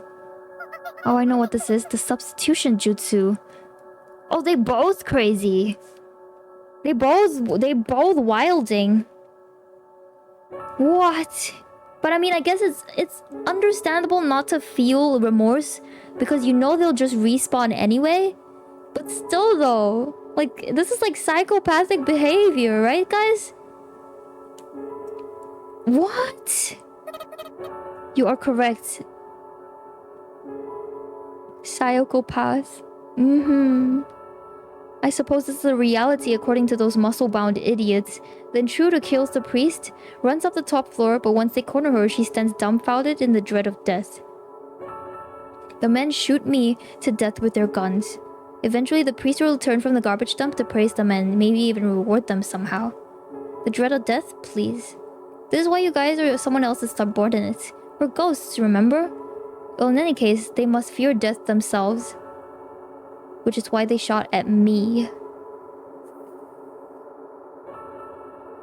Seems pretty normal. Trust me, I'm a doctor. They must have heard the stories of me being a ninja, and to hide their fear, they shot at me with an unreasonable amount of bullets. It all happens in a flash. I wonder if they feel pain. Ghosts. They can respawn, but before their deaths, do they feel pain? The desk is big and sturdy, so there's no need to worry about getting hit by any bullets that ricochet or pierce through the wood. So I look towards the window.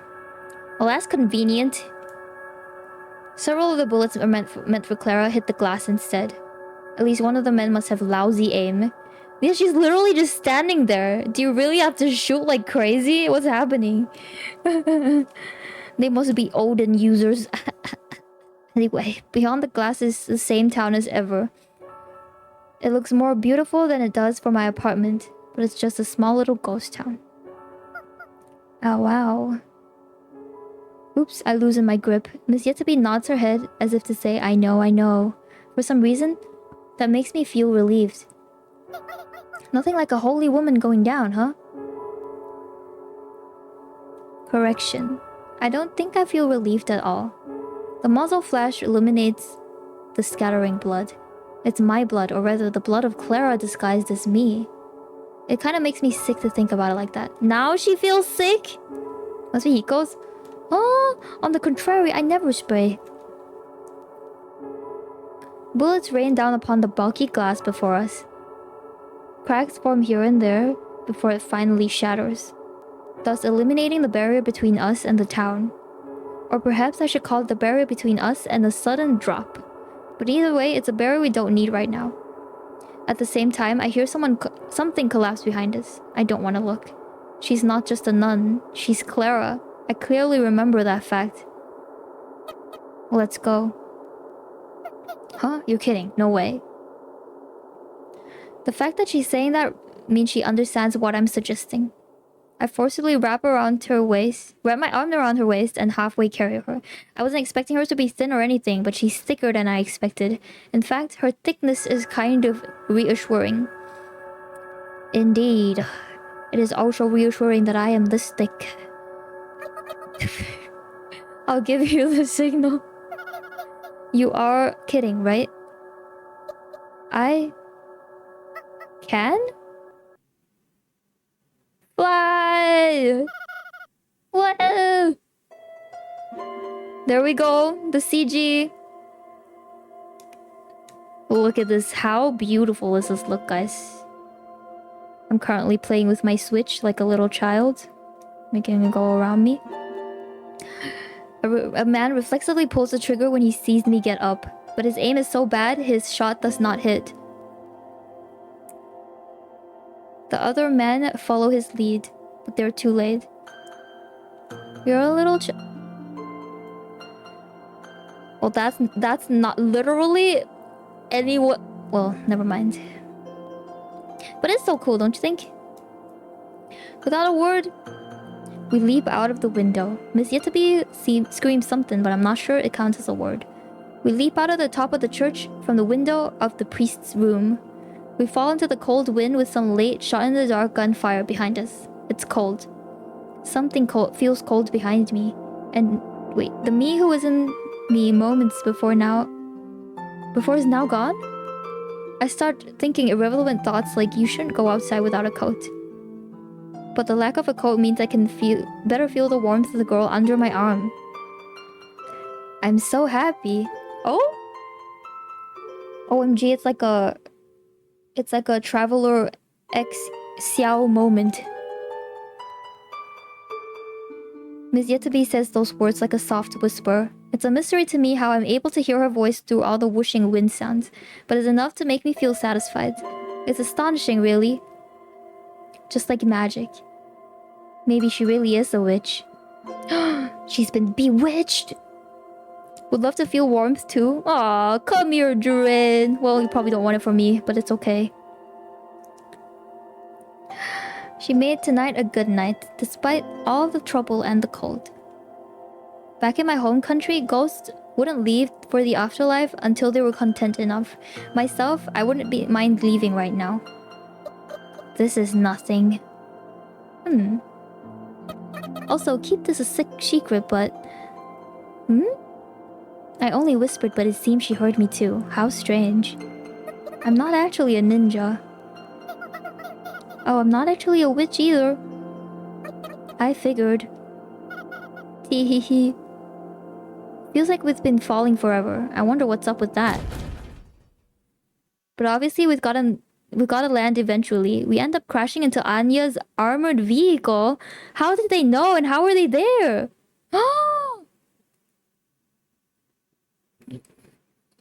I feel lied to. What?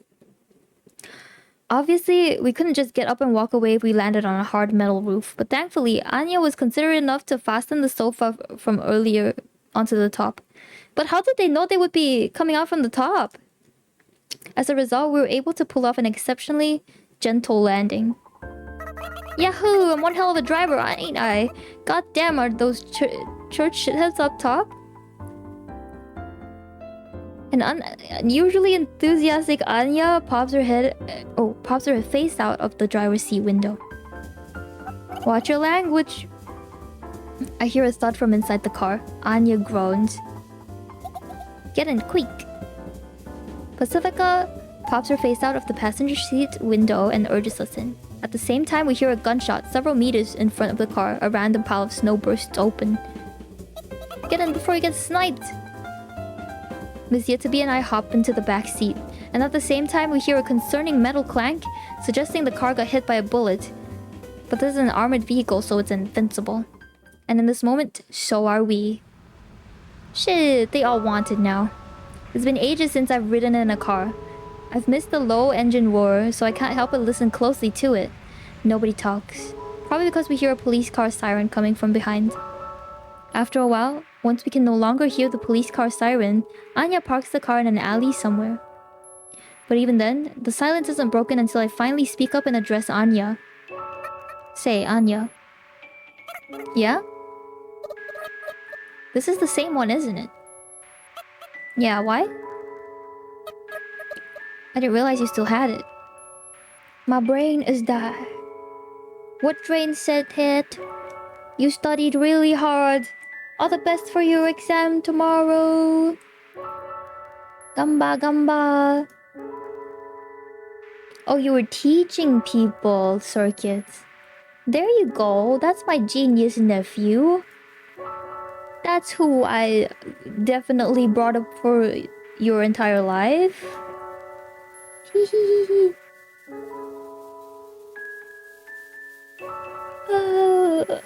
Logic can die.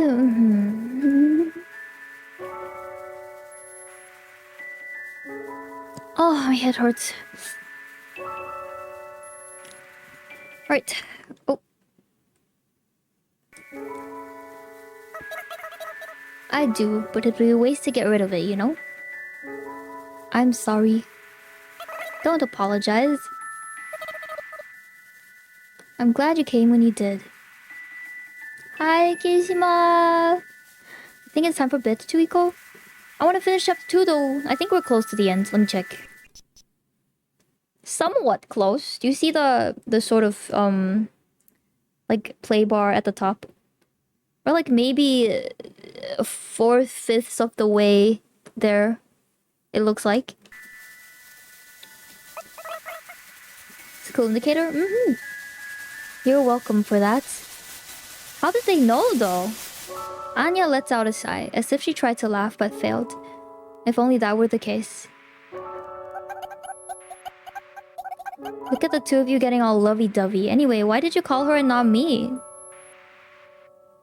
Pacifica takes out a bag of snacks from somewhere and opens it. You'd think snacks would be out of place in an armored vehicle, but yet somehow it works. I didn't know your number, Pacifica. Wait, they have phones? Oh yeah. Wait, but I didn't know they had mobile phones. I knew that Sayako had a telephone at home, but I didn't know she had a mobile phone. Could've just asked Anya. I was in a hurry. I had to prepare a disguise too. Damn, so she already knew from the start that she was gonna have to contact Anya. A disguise? I disguised myself and handed those mint-flavored tablets to a watchman as a bribe. Then I put a new ventilation hole into the priest's skull and turned the nun into a call lender. It's not until after I finished talking I realized, oh crap, I shouldn't have said that. What I did was a small-scale insurrection, far from what any normal person would call ethical. I don't think those two would easily approve my actions here.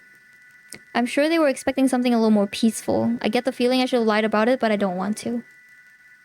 For real? Good thing we're friends. Oh, they're all crazy. Like, all 4 of them are crazy. Anya says that so casually. Thank you. So I casually respond. Anya grumbles something about priorities. Hey, Sayako. You said I'm gonna jump. So bring the car behind the church, right? After I gotten home from Pacifica's house, I had called Anya on the phone. That's right, the phone is a direct line between me and Anya. Ah, so it was at home that she gave Anya the message. Anya quickly picked up and I quickly hung up. I finally understand why I keep avoiding the phone. I must be the type of person who's not good with phones. Did you think that Anya of Green Gables here would understand what you meant with just one sentence? Do you know what she said to me when she came to me for help? Pacifica munches on the corn snacks quietly but angrily. Also, like, the unnamed person, new person of the group is like just scattering everywhere. Yeah, I said, what's that supposed to mean? Exactly, we did exactly what you said. We will all be in jail right now, you understand? Pacifica opens up a second bag. Miss Yetabe reaches for the bag, only to get her hand slapped away. Eep. That's why I came to you for help, okay? And I'm the one who told you to tie the sofa on the roof. This girl was going to bring the car as it was, you know. She's got poop brains, remember? That's fine. No, it's not. Pacifica shouts. Miss Yetabe finds some snacks on her own and starts munching on them, saying, "It's not as good as ham, but it's okay now that I think about it." I miss Clara already? Of course you do. I don't think she'll be that, included into the group though, Drain. They all hate her. Except Miss Yetabe. I figured Anya would come to you for help and you'd catch on to what I was getting at, Pacifica. I was hoping that you two would fulfill my request at least as stated, so thanks for going above and beyond. I see. Well, okay then. Her voice is blunt but somewhat tearful. I never want to make her cry again.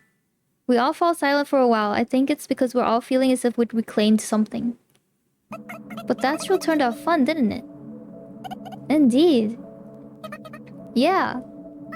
I agree. Also, a question. Go ahead, new girl. Short time no see. Yes, well, where are we going? No clue. I guess none of us really planned ahead. Honestly, I only planned to bust the new girl out. I didn't think about anything after that. Where should we go, Sayoko? When she asked me the question, I responded with relative ease. Outside of town. I can feel the air just get a little colder. For real? I kind of get where you're coming from. I don't remember what happened that day, so I want to try going out of town to jog my memory, I guess. Oof. Huh? What? Their faces freeze. What's with those looks? We don't remember. We don't remember what happened or what made you go, you know. Well, actually, I do remember a little, but... We figured you'd remember, Sayoko. No, I don't remember. There are some things I remember, but they're far outweighed by what I don't remember. I'm shook, though I'm sure they're just as shook as I am. Miss Yetabe curiously looks at each of our faces. That's right, she's an outsider. We should probably explain things to her, just not now. Memory lane it is. Let's go. Anya and Pacifica are so, forgiving. Anya proclaims. Yes, let's go as far as we can go. Pacifica concurs. Okay. And I agree. Outside of town? Have you been informed about ghosts and whatnot? I love this OST. Oh my god, it literally tugged at my heartstrings. I literally felt my chest oh.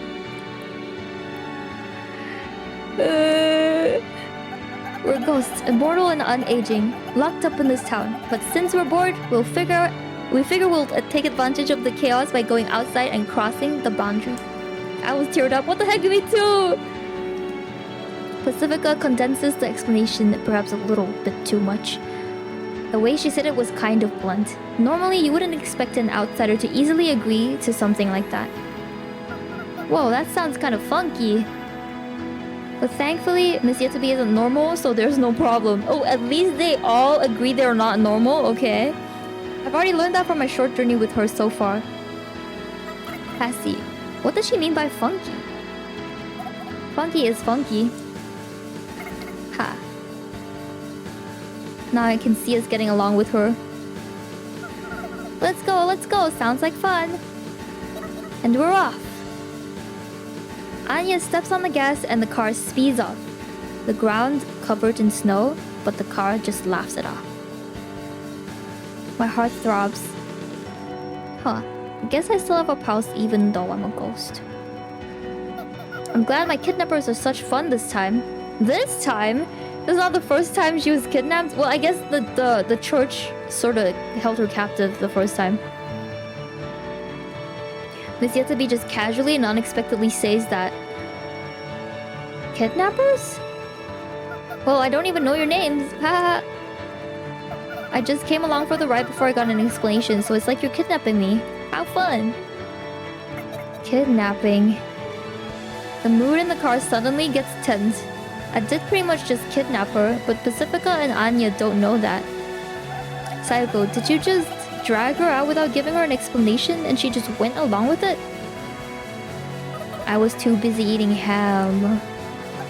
Ham? Oh, don't worry about it. I meant kidnapping in a good way. There's a good way? Those church people wouldn't tell me anything about the town. And besides, it's more fun to be with other girls. And you all seem like nice people. This is why I want to play this. TIL, kidnapping in a good way. Yes. Yes. Okay, then that's fine, I suppose. Well, as long as Pizziatobi is satisfied, that's fine, I guess. We all fall silent for a while. The view from outside the window gets sadder and sadder as the town slowly fades away into a barren of field of snow. What's gonna happen, guys? Outside of town. I wonder what's on the other side. We need to have a welcome party. Pacifica chimes in. I guess she's grown tired of the snacks. A welcome party? That's what we've all gathered here for. So you kidnapped me to throw a welcome party? Wow, a surprise party! Thanks! Oh, about that. How about we make it a birthday party instead of a welcome party? It seems more festive that way. I agree. A birthday party for a ghost? How about we give you a name as a birthday present? How lovely! Sayako, you're so talented! Talented at what? We giggle, but Anya stays quiet. I guess she's having a tough time driving. However, that isn't the case. Okay, time for some bad news. Anya clears her throat and starts speaking. Oh shit. This car is equipped with a powerful engine so we can run anywhere. And it's carrying a ton of fuel. How powerful? Let's just say that barring wear and tear, it can run pretty much forever without resupply. Honestly, this thing is built like a tank. But unfortunately, it doesn't seem to be running properly, and I'm sorry to tell you this, but it's gonna explode. Oh my god, what is happening here?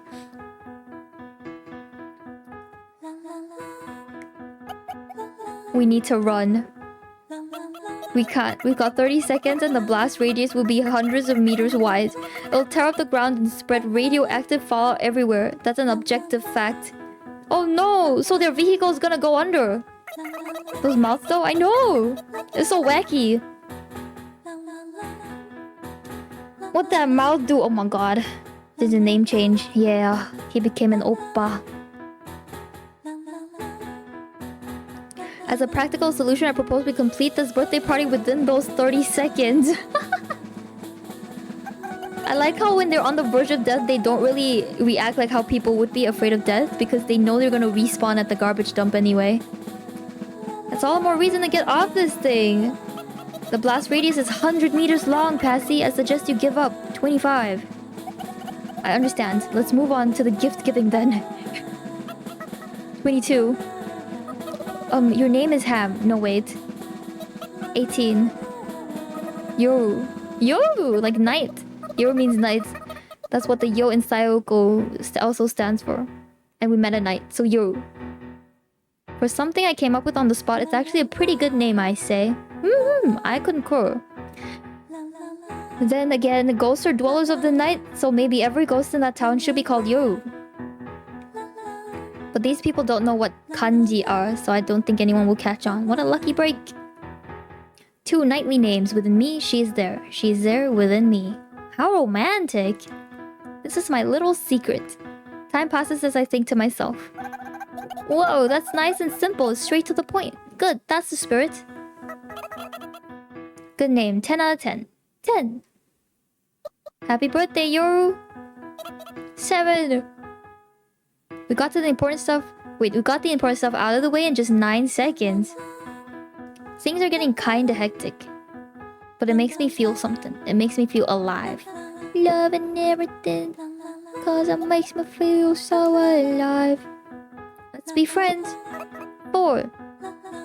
The flow of time is like the temperature. If either of them drop to 0, you freeze. I'll be your friend too. 2. This is why all this commotion seems kinda warm. Welcome to the ghost town. This is a joyous sort of warmth. Thank you all! Well, that's a That's a welcome. Okay, the end. And thus begins our story, I think. Aww, what a bunch of clowns. Yo, that's a nuke. Wow, happy end of chapter 2. I fucking love this story. They are so crazy. They're literally insane, all 4 of them. 3.5 hours again, yeah, and I spent 30 minutes on opening up packages. So it's a 3-hour gameplay per chapter, pretty much, is what I can, so to say, deduce. It might get longer as we reach the end, but I have to remind both myself and chat that the embargo that was given to me by the PR team of PCube have reminded me that I can only play up till the end of chapter 3 on stream. So hopefully we can play 4 and 5 in the server if you guys want to see it. You guys want to see it? We still have chapter 3 though. So I'll see you guys with chapter 3 next. Yes, okay. Summer. After high school. Wait, summer in the town? So the winter is gone? Is that allowed? I mean, I'm just sharing it personally with you guys. If you guys don't like record and share it elsewhere online, it's totally fine. Because I'm playing it. No N-mores? What's an N-more? Summer cameo, I know. It's summer everywhere you look. Snow, okay. You can hear chattering voices everywhere, from the group of middle schoolers enjoying the breeze at the convenience store to the elderly spacing out in the shade to the elementary schoolers playing around the park. I wonder if this is like a past memory of when she was still human? Bye-bye, Space! Safe riding! As I pedal my bike, I can feel my feet getting sore from the sandals that were given to me for days like these. But I figure I can just put up with it. After all, I'll be seated for the duration of the movie. Oh, the signal turned red. I firmly squeeze the worn-down brakes and my bike gradually slows down. But it doesn't come to a complete stop, so I plant my feet on the ground to try and forcibly stop the bike. And that's when I realize something. Crap, it's just like I'm the usual... Wait, it's like I'm the usual me now? Huh? This extraordinarily cute sundress came from a faraway country, but I'm not used to wearing this sort of fabric. Its new scent mixes with my own. I hope that kid doesn't find it unpleasant. Safety is for suckers? No, it isn't. Stay safe so we can see you again, Space. Bye-bye. The signal turns green. I start pedaling again. Safety is for noobs? Oh my god. The wind whisks away my sweat. It's a nice breeze. We're meeting by the station. I gotta hurry. I don't want to be late. I steadily pass through the residential area, in front of the supermarket, and through the roundabout. I don't get caught by any traffic signals after that. How lucky. Ah, the kid's here and hasn't noticed me yet. What should I say? This will probably be our last time meeting, so I have to make it count. What is happening? I'm just an ordinary summer sight. Summer after... An average elementary schooler on summer break. I can't wait to see the movie. We made up to you. Mustang, wait, in your Mustang. To a radio head. And on my 18th birthday, we got... Who was that? The day we found a workplace to work at? Oh my god, I'm so excited, bro. Hiko just saying hi. Be catching up with the VODs. Have a nice stream. Alright, on Psycho. I'll see you in the VODs. Damn, who dat? I know. I know. Purple hair Pog. Who? Okay. You guys are way too excited about a new character. No more Clara? Oh no, Drain's attached to Clara. We might see her again as like a cameo. Because, you know, the ghosts never die. Oh my goodness, I'm like excited to see it. Like if I wasn't, you know, needing to go to the office tomorrow, I might have continued. But we should take a break here. It's a nice way to stop the stream for today. Please bring your Switch. I really want to play it. But like, is it fun to play if you've already seen me play it? But of course, I'll bring my Switch. I'll bring it if you ask me to. And you did. Alright guys. Outs curry. Let's see who we can raid. Who says I watched the stream? Okay. Oh. I did not want to hear my laughter that many times. Oh. Oh. Otsiko, thank you, Moin. I can help you get hat if you want. Maybe. Yes. Otsukari, guys. Let's look for someone to raid. Divi is streaming. I haven't raided him in like a billion years. Should we raid Divi? Let's peek into what he's talking about. It's some pretty good dance moves. 6 months and 27 to half a year. Okay, he's talking about time. Game content warning. Hyper realistic body cam styled first person horror game with shooter elements is what Gladys the mod pinned on Divi's chat. Oh yes, I should mention. Gladys is Divi's like main mod. She's like manager of Divi. So you'll see Gladys there. If you don't know Divi, you know Gladys at least, right? Colander Clara. Alright guys, let me say goodnight to all of you in chat. Good night, Jinjin, good night Hatred, good night Drain, good night Moin, good night Ceres, good night Kishima, good night Floyd. Let me begin the raid. I don't know if he already played it, actually, Divi. I hope he's not ending stream already. Ikimasu ka? Lego. Oyasumi mina. Yes, thank you, Floyd. Please do sleep. I think I will. My headache is getting even worse. It's a splitting headache. I can't wait to lie in my bed. Ooh. Hiko, good night, Tintin. Oppa. I don't want to sue Floyd. What? But if I don't sleep, it's not Floyd's fault, right? Why are you suing Floyd when it's me?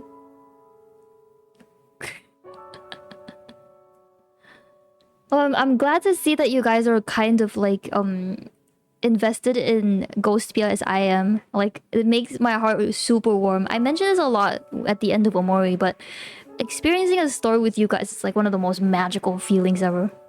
I'm so glad you guys enjoy ghostpia so far, like I am. Hehe. I will stay up on your behalf. Don't!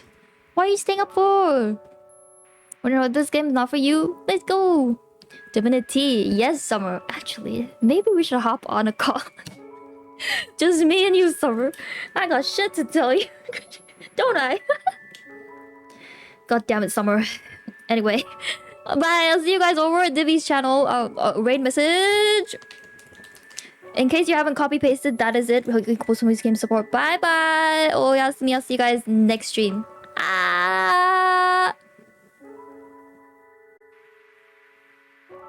Alright, stop stream.